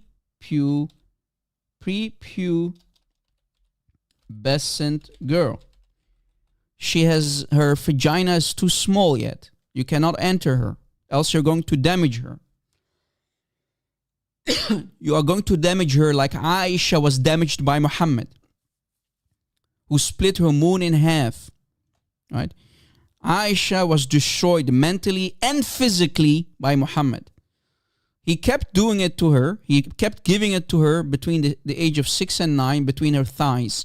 So he used to put his wiener, his hot dog, between her thighs and go wick, wick, wick, wick, wax on, wax off between her thighs. Because clearly his 1-inch penis did not fit. So he kept trying until it started to fit at the age of 9. So he kept trying, guys. He kept putting it in her. Don't forget. How do you know if you can enter? By keep trying. Muhammad kept trying. It did not fit. Finally, at the age of 9, it fitted. And still Aisha did not reach the age of puberty, as we demonstrated today. That's mufakhada. It is reported in one narration, the Sheikh continues, it's reported in one narration that when Muhammad wanted to enjoy one of his wives, who was in menstruation, he would put a piece of cloth on her vagina, i.e. cover it, and this is found in Ibn Majah. The author of Faid al-Qadir interpreted the expression, if he wanted to enjoy, to mean having all permissibility, foreplay, thaying, mufakhada, but avoiding the vagina. Or the anus, even the anus, like between her thighs. And Allah knows breasts in the end. Always Allah knows breasts and vaginas and anuses, by the way. This is Islam 101, guys. So if you can't enter the private part of the little baby girl, you're allowed to do thaying, mufakhada in Arabic. So that was what Muhammad was doing all that time between 6 and 9 years old of Aisha. Right? That was the action of Muhammad between her thighs, releasing semen between her thighs. Wax on, wax off. Wax on, wax off. Breathe in, breathe out. Miyagi do karate. Sorry, guys. Emotional damage. Yeah, I love pop culture, baby. Try to convince me that this religion is not from Satan. Try to convince me that Muhammad is not the prophet of Satan. Yep, Victor, even her back passage. Yeah. As you see. Do you see it? This is in a nutshell, guys, Islam, when it comes to pedophilia and child marriage.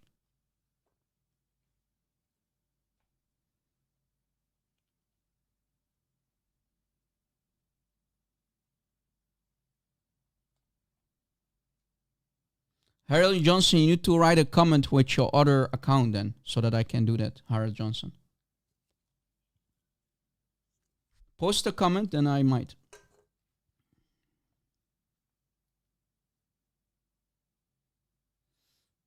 Well, glory to Christ, St. Louis, that God is using us to expose this evil, dark cult of Satan from the Islamic books and the scholars who are explaining what Islam means. All right, that's the one. Okay, that's the one. Okay, let me do it. No, you are already admin. Harold Johnson, you are already admin. Your name is in the blue. You are already admin. Your name is blue.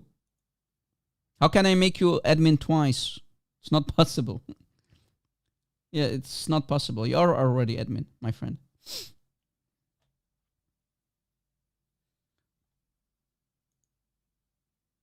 It's on the screen, my friend. Take a screenshot. And I gave you the link. Didn't I give you the link? I gave you the link. Guys, why are you not paying attention in the chat? Here's the source. So if you right-click it, you open it and you right-click it, you'll get an idea. Okay? Right-click and then choose English translation. It might come a little bit funny. It might come out a little bit funny. I hope that they did not delete it though. Let's see.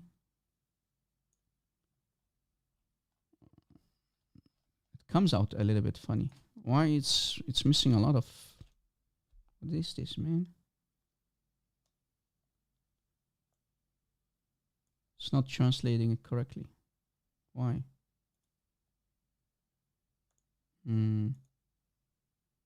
I don't know what they did to the website. It used to be there though.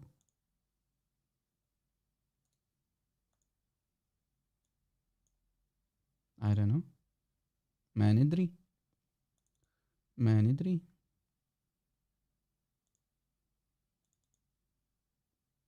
They played with the website to hide evidence, I think.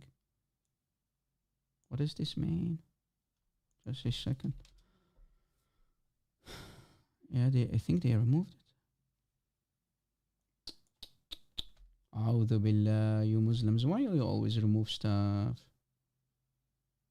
Yeah, they removed it. They did not only remove the English guys.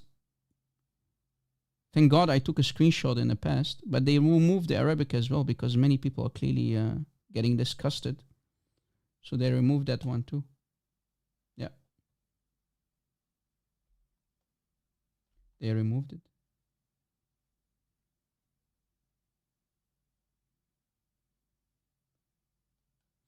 They removed it.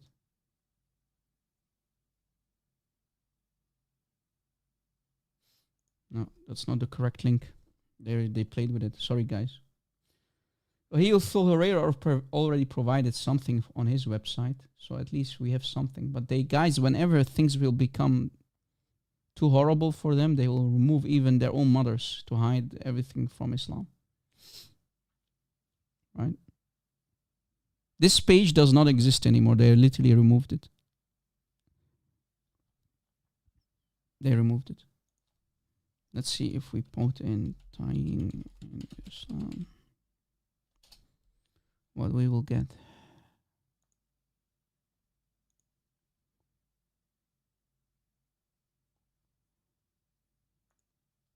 Faith in Allah. Does Islam allow tying?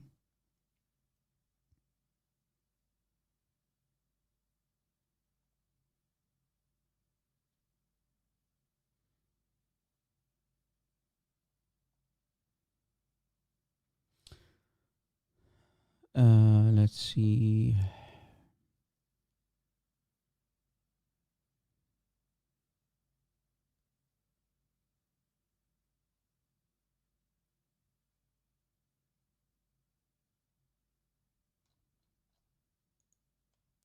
Let's see.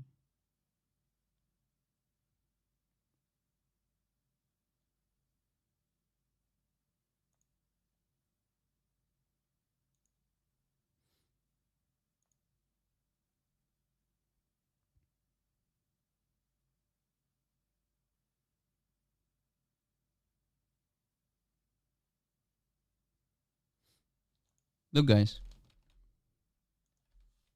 I found this article. I hope it might benefit you.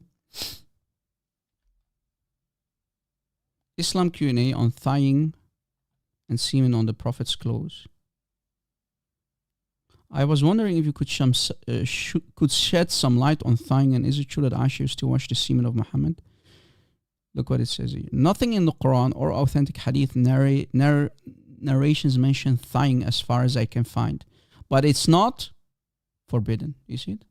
If it's for a man to enjoy sexual intimacy with a woman without sexual intercourse by placing his sexual organ between her thighs, it's okay, no problem. Since she's your wife, so if you get married to a 3-year-old or even an infant, listen carefully, and you cannot enter her because her private part also is going to be damaged, you can put your wee-wee between her mimi. You can put your wee-wee between her mimi and thigh her. Here's the link. Oh, you already posted it, Phil. Great job, man. You're quick today. Good job. Glory to Christ. So you get the idea, guys. Okay. Guys, new topic. Rob. What is this, Rob? Topic. This is called a new topic. Any Muslim? A brother sister, is halal, brother sister, to eat apostates in Islam. Again, brother sister, the brother asked good question. It's halal to eat apostates in Islam. And for certainly I, Zakir Naik, brother, I'm going to eat the apostate prophet, brother, who is the friend of brother David Wood, because he's an apostate. He's an apostate from Islam. I'm allowed, according to the Islam, I'm allowed to eat them, brother. Because I don't have any food on the table, let me know, brother. I'm going to eat them. I'm going to eat them all. Brother, sister, ask good question, brother. Yes, it's halal, brother. Cannibalism is halal, brother, sister. Wait, what? Zakir Naik, what? Cannibalism is halal, brother. You can eat the little children that become apostates. You're allowed to eat the women, brother, sister, and you are allowed to eat the men as well, brother. If there's no food on the table, brother. Out of necessity, brother. Out of what? Out of necessity, brother. Okay. Yeah, AP, guys, they will eat AP for sure.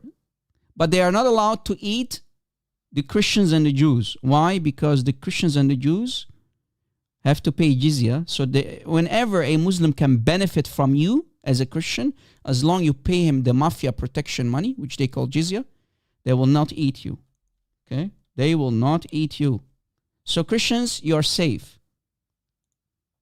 Let me play a video and then we will continue from there to prove that it's allowed to eat apostates. Rob, can you prove it really? Yes. Of course I can prove it. My name is Rob Christian. And I am Islam's worst nightmare. Yeah, baby.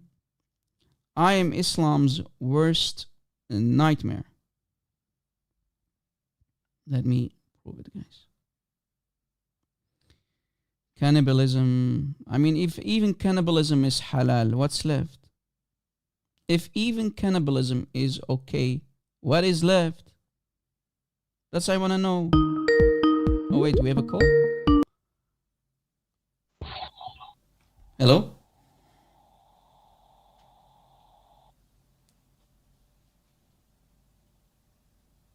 What happened? The cat eat your tongue? Hello? Hello? Yeah, hello? Are you there? Can you speak up? Ahmed, are you there? Yeah. Hello. Oh, you're not Ahmed. What is your Yeah. name? You're calling with the account of your father or something? Hello? Yeah, hello. I can hear you. Yeah. I don't know. Good evening or afternoon. I don't Yeah, know hello. the What time what can I call you? What's your name, sister in humanity? You say? What is your You name? just call me Musliman. I can call you Muslima. Okay. Go ahead, Muslima. What do you want to tell us? What do you want to say about today's live stream? I've just seen. I think I've this is my first time also coming to your seeing your this thing, and you are saying your topic is child marriage in Islam. It's Yeah. permissible, What do you right? want to say? What do you want to say about today's live stream? Go ahead. I've just seen it. I wasn't following you. I've just seen it, and this is my first time of even coming. Okay. No problem. If you- Sister in humanity, listen. Sister Muslima, listen. Are you allowed, listen carefully, are you allowed to marry little children? in Are what you sense? allowed to marry little children in Islam?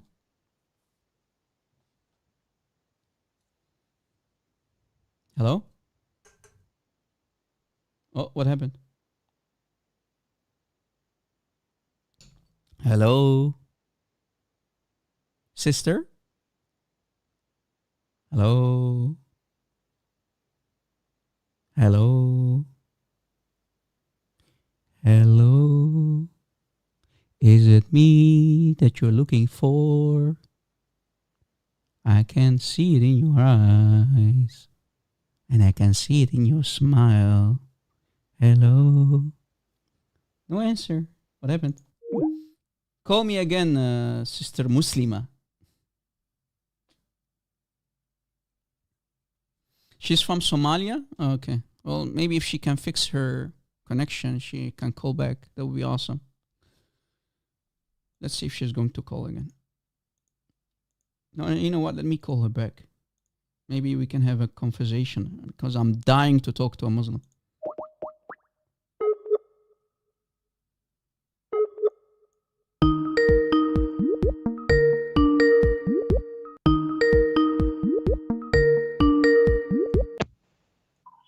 Hello. Hey, is your connection better now?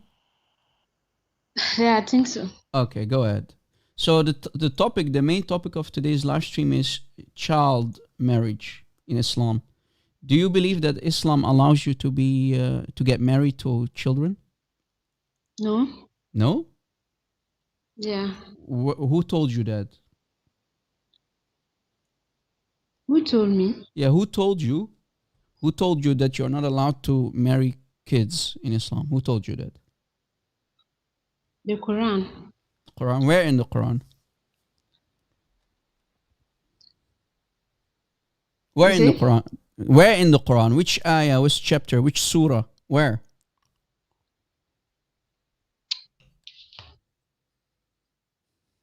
No, you say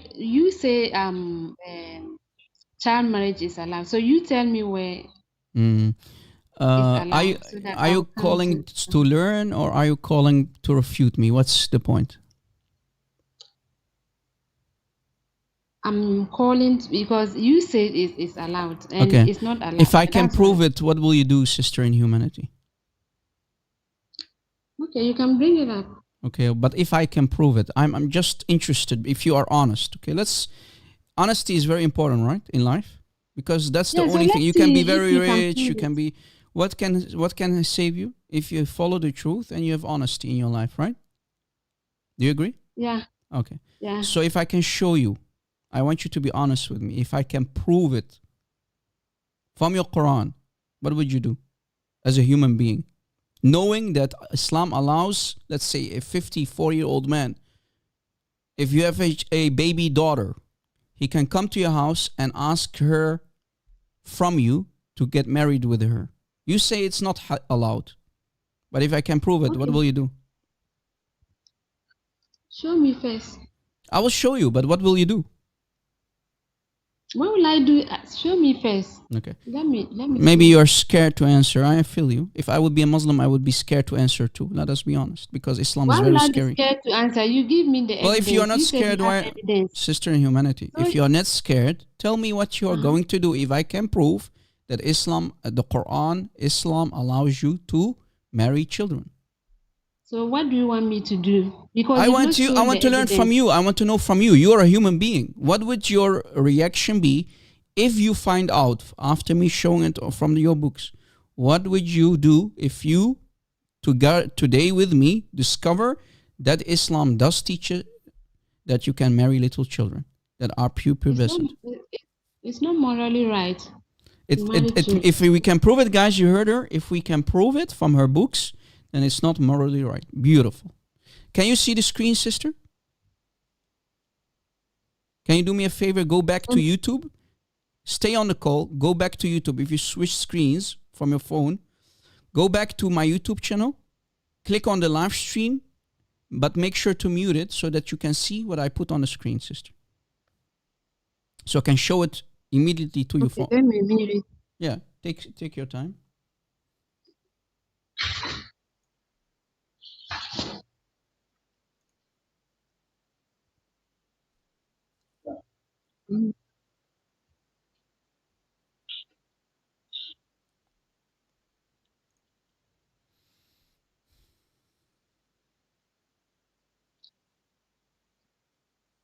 Hello? Yeah, I can hear you. Yeah, so Okay. What do you see on the screen? What does it say on the screen? I think I can hear myself. Let me.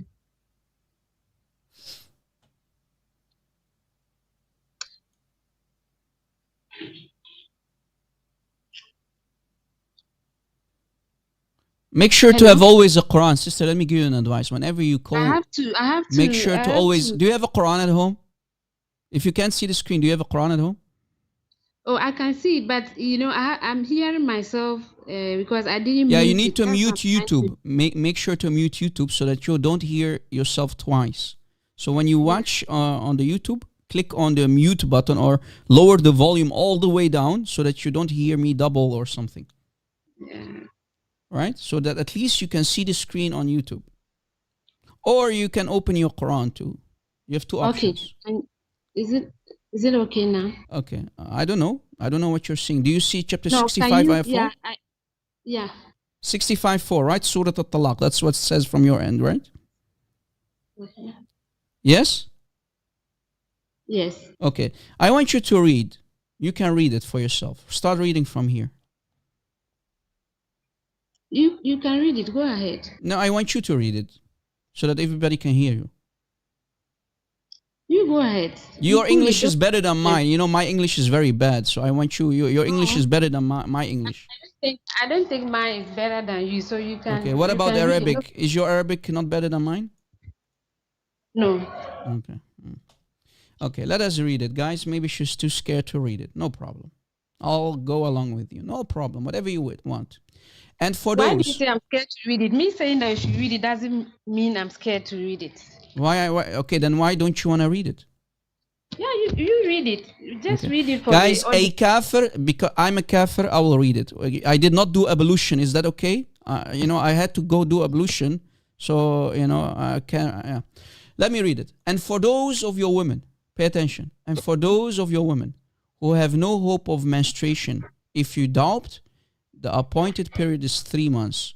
Can you tell me who those women are who have no hope for menstruation anymore? What type of women have no hope for menstruation anymore? Hello? menopause. What? Menopause. Menopause, old ladies, right? Thank you. So this part, Hello? so we have type number 1 of women. Those are the old women. You agree, right? Hello?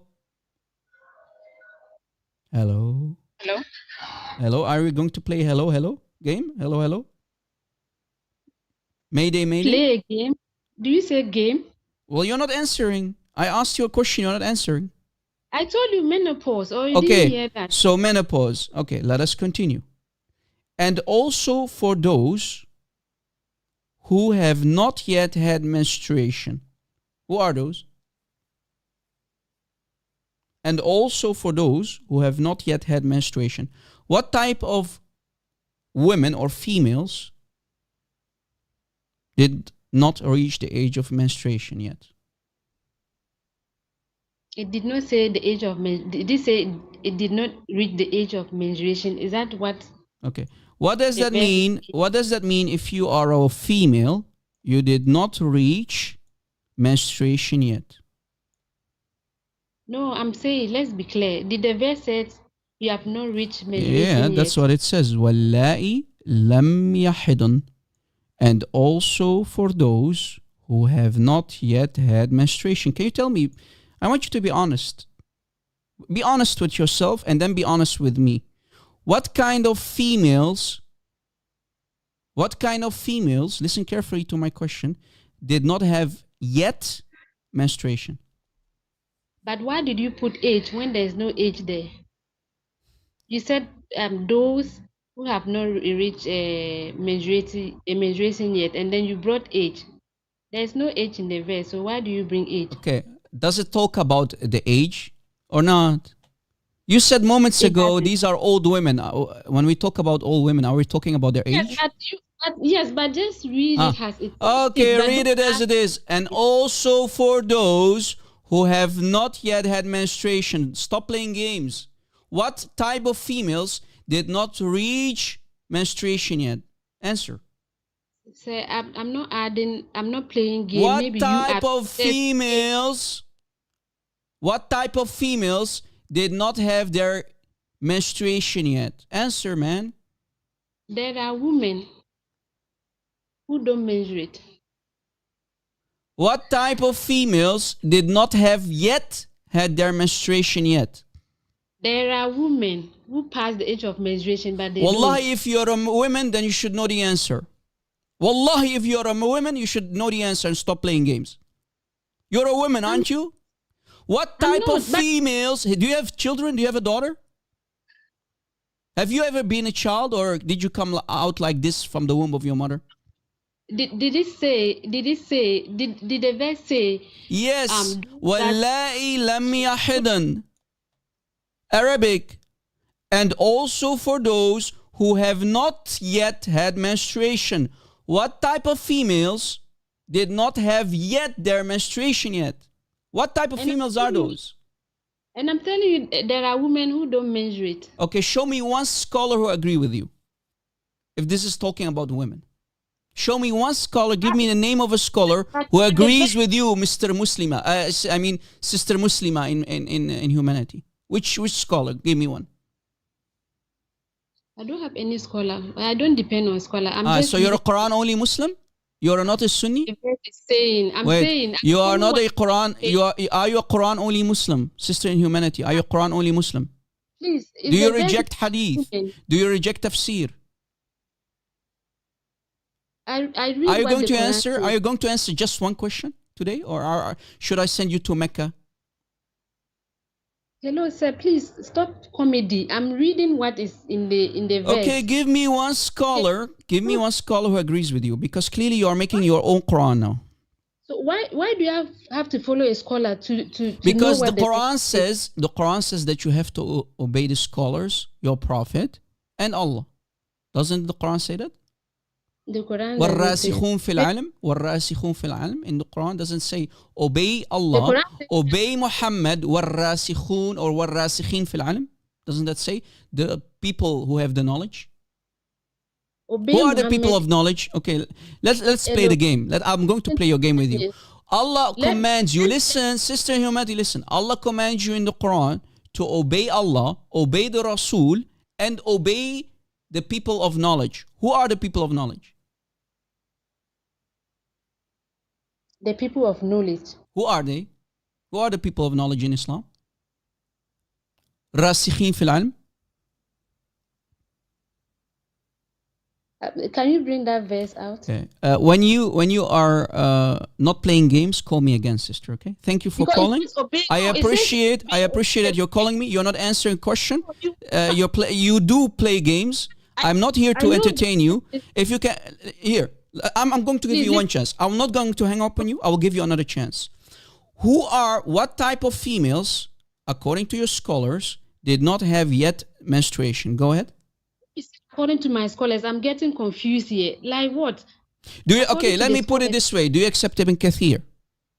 No. You don't accept Ibn Kathir as a kafir? No. Ibn Kathir is a kafir? The Mufassir Ibn Kathir is a kafir? I didn't say that he is. Don't put words in my mouth. Okay, so you do accept him, right? Let us go to him then. If you accept him. No, I don't. Okay. Let me rephrase my question, because you do love to play games. Let me rephrase my question. Do you know the Quran better than Ibn Kathir? I'm not saying I know the Quran better than. Okay, then shut your mouth. Shut your mouth and let us go to Ibn Kathir. I'm going to say it as it is. Shut your mouth, ya Aura, and let us go to Ibn Kathir. You are Aura, so behave. Ibn Kathir, 65:4. I'm saying don't read. You Don't are read Aura. Shh, let the man Don't talk. Let the man Ibn Kathir talk. Let us read. 65:4 Ibn Kathir. Let us go down.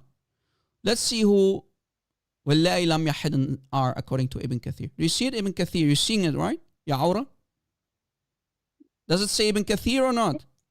If you want to read it, to satisfy Okay, let's read yourself.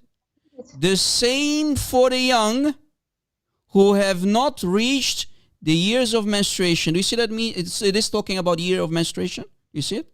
Who? The same for the young who have not reached the years of menstruation. Do you see it? Yes or no? But the verse says that. Is there any young, the name young in the verse? Well, what type of females? Let me again ask you. You're a liar. You're a coward. You're not answering question. What type of females did not have menstruation yet? Answer. A female. Female is adult woman. What a donkey. What a donkey, man. Wallahi, your prophet was right about you Muslim women. You are naqisatul aql wa deen. You have deficiency in your brain and religion. And specifically in the brain as a woman. Logos Defender, don't go to Ibn Abbas. Muslims will tell you that that's a rejected book. Don't go there. I know what you're talking about. You're talking about this one. Right? About this one. This is only attributed to Ibn Abbas. So don't use this one. Use rather Jalalain or Ibn Kathir or Tabari. Okay? So, so you can avoid their horrible horrible arguments. So this one on top, Tanwir al-Miqbas, don't use it, brothers and sisters. They will say to you that it's a fake book. So, to be smarter than them. Okay? So again, Jalalain, Ibn Kathir, Imam al-Tabari all agree. So again, if we go to Ibn Kathir, let us go back to Ibn Kathir. Okay? Let us go back to Ibn Kathir. Ibn Kathir, chapter 65, ayah 4. 65, ayah 4. Very clear, Ibn Kathir. Same for the young who have not reached the years of menstruation. Suddenly, this woman, this half-brained Aura, knows better than Ibn Kathir. Now, let us go back again for the people who just joined. Let us go to understand. Let us go and understand why the ayah came down. Because of the question of Ubay ibn Ka'b. Ubay ibn Ka'b asked the Rasul, Muslima, ya Aura, are you going to answer questions? I don't have time for games. I told you, didn't I tell you, listen, didn't I tell you that I don't like to play games? I know you like to play games because you're half-brained according to your prophet. But I'm not here to entertain you. Here, this is not a democracy. Either you're going to read the text and agree with your scholars, or just say Ibn Kathir doesn't know. I know better than Ibn Kathir. Please say it. Go ahead. So are you saying that if I don't follow what the interpretation is, you cannot read it from the verse for me? So how are you going to understand the context if you don't know? No, but, okay, you are asking me. Can you give me the context of the ayah? Why did it come down? Go ahead. Why did the ayah come down? Yalla.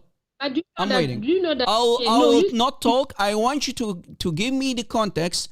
Why did the ayah came down to Muhammad from Allah? Go ahead. 65:4. Why did it come down? Go ahead. For divorce.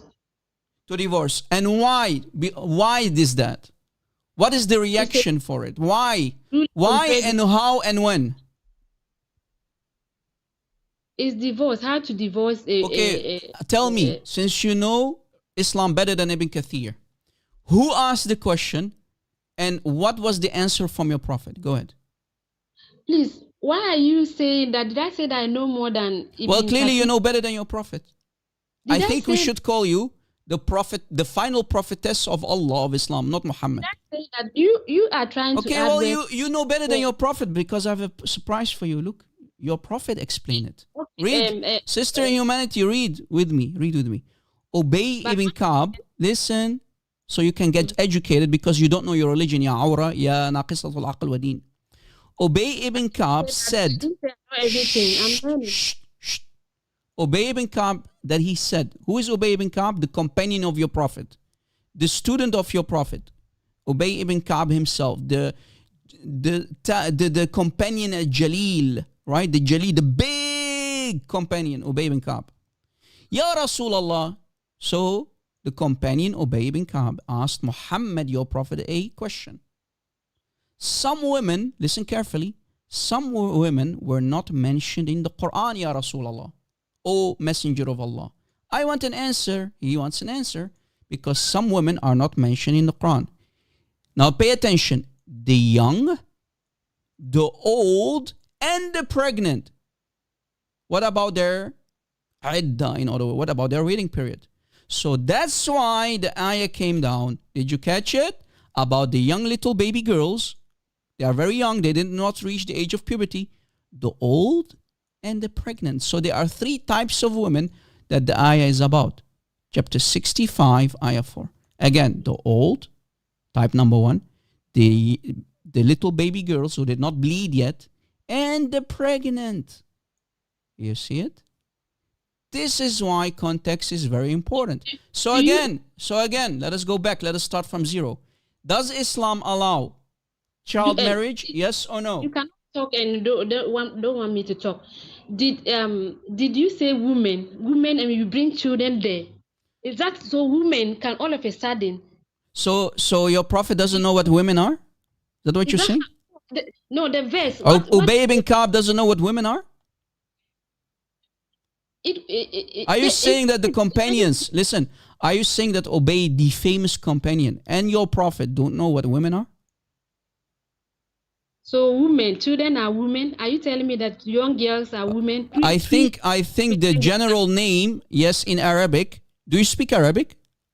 When we talk about nisa, when we talk about females, women, are little young girls, are they females? Are they women? Or are they men? Or are they maybe animals? What are they?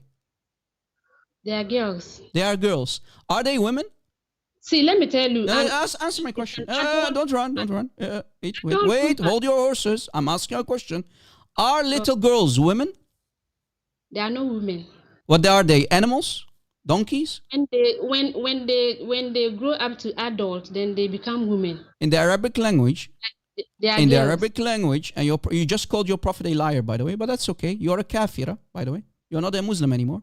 Because your Prophet said, anybody who lies about me, let him take his seat in hellfire. This is in Bukhari.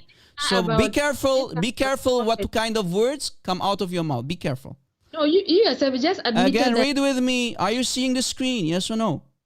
Do you see the screen? Ubay ibn Ka'b, the companion, said, Ya Rasulallah, some women were not mentioned in the Quran. The young girls, in other words, the old women, and the pregnant women. Are you playing dumb? Are you going to play word games now with me?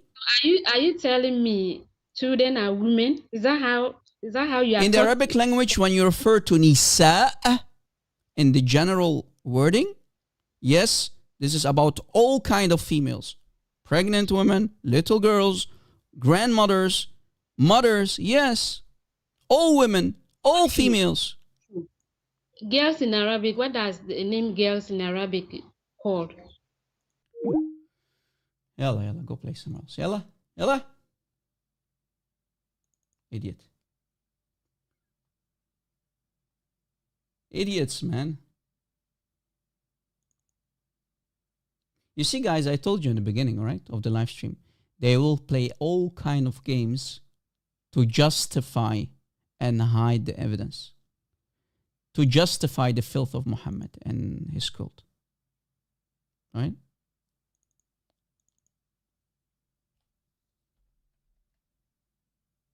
Shame on you, man. Look, guys, if we go to Ibn Kathir in the Arabic, to prove to you guys, when in the Arabic language, you talk about nisa, it's all kind of females, not only adult women. You retard. And you Muslim women are truly retard according to your Prophet. Because your Prophet said you are half-brained. So you are missing half of your brains. ناقصة العقل ودين. That's what you Muslim women are. Ibn Kathir, the book itself, guys. Do you see it? Give me a one, please. I'm not here to entertain idiots. Don't call me yet. Look, guys. Tafsir Ibn Kathir, volume 8. This is the actual book. Okay? The actual book of Ibn Kathir. Forget about websites for a second. Page 149. Surah Al-Talaq. Page 149. The actual book, if you downloaded it in PDF form. Surah Al-Talaq on top. Ayahs 4 and 5. Specifically ayah 4. We go down. The same as in the English is mentioned in the Arabic. Pay attention, half-brained woman. Aura. Ya Aura. Ya naqisat aql wa deen. Pay attention to the screen. Ya Rasulullah. So he was talking. قال ابن أبي بن كعب. قال ابن أبي بن كعب. Ya Rasulullah. إن عدة من عدة النساء. The women. لم تذكر في الكتاب, meaning in the book of Allah, Quran. Do you hear the word nisa, guys? Nisa are women. Nisa are what? Women. So Ubay is asking the Rasul here. Do you see my cursor, guys? Ya Rasulallah. He's asking Muhammad. Who? Ubay ibn Ka'b. Ya Rasulallah, the women, some types of women are not mentioned in the book of Allah, meaning in the Quran. As-sigar wal-kibar, and the ones who are pregnant. Al-hamil. Okay? The ones who are having hamil, meaning pregnant women. You see the word as-sigar here? Al-sigar, meaning the young ones, the little ones. Literally, it means the little ones. In other words, the young ones. Okay? The little ones, the young ones. So yes, Nisa refers to all types of women. Nisa and Nisa. Right? And that's why the reason of sending down the ayah, we call it in Arabic Asbab al-Nuzul. That's why the ayah came down. Literally, that's what it says. قال فأنزل الله عز وجل. Stop calling. قال فأنزل الله. Allah sent down. Pay attention, everybody. Allah sends down. That's why Allah sent down the Most High. Allah the Most High sent down chapter 65, ayah 4. And specifically where it says, وَاللَّائِ here, وَاللَّائِ لَمْ يَحِدًا. وَاللَّائِ لَمْ يَحِدًا. The ones who did not reach the age of menstruation yet. The ones who did not have had their menstruation yet. The ones who did not bleed yet. So don't go play those games because the word women is used. No, ya Yahmara, go learn, Yahmara, go learn the Arabic language, then come back. Don't teach me my language. You see, guys, this is what they have been training them. They will use it against you. They will say, the word Nisa is used. The word Nisa is used. That means it cannot be about little girls. But in the Arabic language, Ya Hmara, Ya Naqisatul Aql Wadeen, Ya Awra, you don't speak the Arabic language. When the Arabic says women, it refers to all kind of females. All females, in this case. The young, literally the Arabic is in front of you. As-sigar wal-kibar. The young and the old, and the pregnant. This is why if we go back, even the ayah is very simple, very clear. The old, the highlighted part is the old. The women who did not have any hope for menstruation, the pregnant, and in the middle, the little ones. This is why Ibn Kathir said what he said. The young, the old, and the pregnant. Do you see the word women? Do you see Ubay ibn Ka'b? Ubay ibn Ka'b, that he said, Ya Rasulullah, some women were not mentioned in the Quran, in the Kitab of Allah, in the Quran, in the Book of Allah. The little ones, the young, the old, and the pregnant. Are you blind? Are you blind? This is why the word nisa, women, is used. Nisa, women. So when you in the Arabic language use nisa, it refers to all females, including the yuns. Go play somewhere else. I'm not here to entertain anybody, guys. This is not a democracy. Here, either you spank or you get spanked. That's how it works.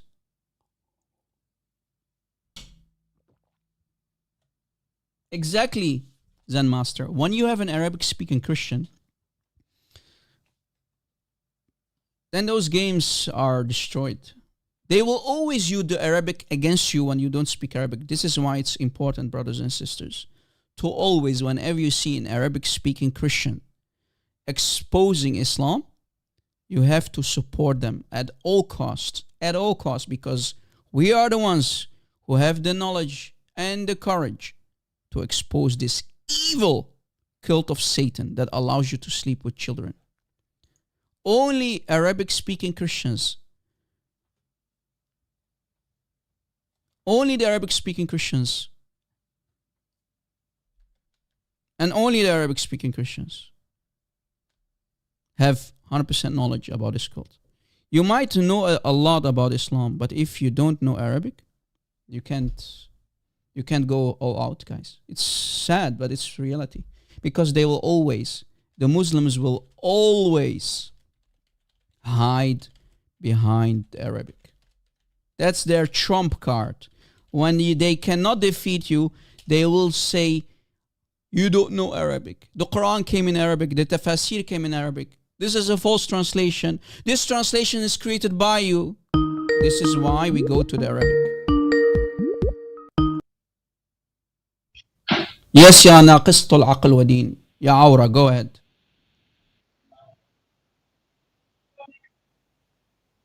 Did you learn something? But why are you not picking the call? Let's stay in because the you are a nasty, disgusting liar. That's why. And don't teach me my language. That's why. You are from Somalia. Listen, you are from Somalia. You are a Somalia. Okay, you are a sister from Somalia. You don't speak Arabic. I do speak Arabic, and I'm showing you the Arabic. Look again. Here's the tafsir of Ibn Kathir in the Arabic. Look at the screen. Look at the screen. Look at the screen. Look at the screen. Tafsir Ibn Kathir, Volume 8. Page, look on top. Page 149. Surah At-Talaq. Ayah 5. We go down. Same as in the English. Same as the English. Look what it says. Ubay is asking, look, Qala Ubay ibn Ka'b, Ya Rasulallah, Ya Rasulallah. Some women, An-Nisa, do you see the word An-Nisa here? Let me make it bigger. Do you see An-Nisa here? Some types of women, An-Nisa, lam tuthkar fil kitab. Do you see the word Nisa? Yes or no? Do you see it? I'm not seeing Nisa. An-Nisa, do you see it or are you blind? Is it in English or Arabic? Arabic. This is not Chinese, isn't it? Okay. Go play games with your little baby girl that you're going to sell to a 65-year-old man soon. Or are you going to be honest? Hello? Do you want me to send you to Mecca or are you going to be answering questions? Okay. Playing dead now. Guys, she saw it. She clearly saw the word and she became mute. Mute for the sake of Allah. She got shocked. Did you catch it? Just a second, guys.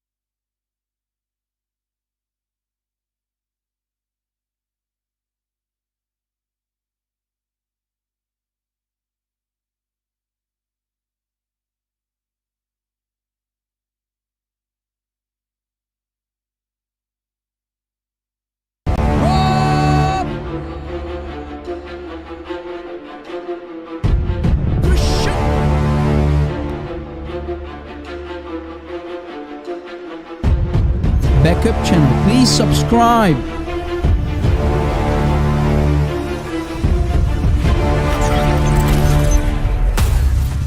Did you subscribe, guys?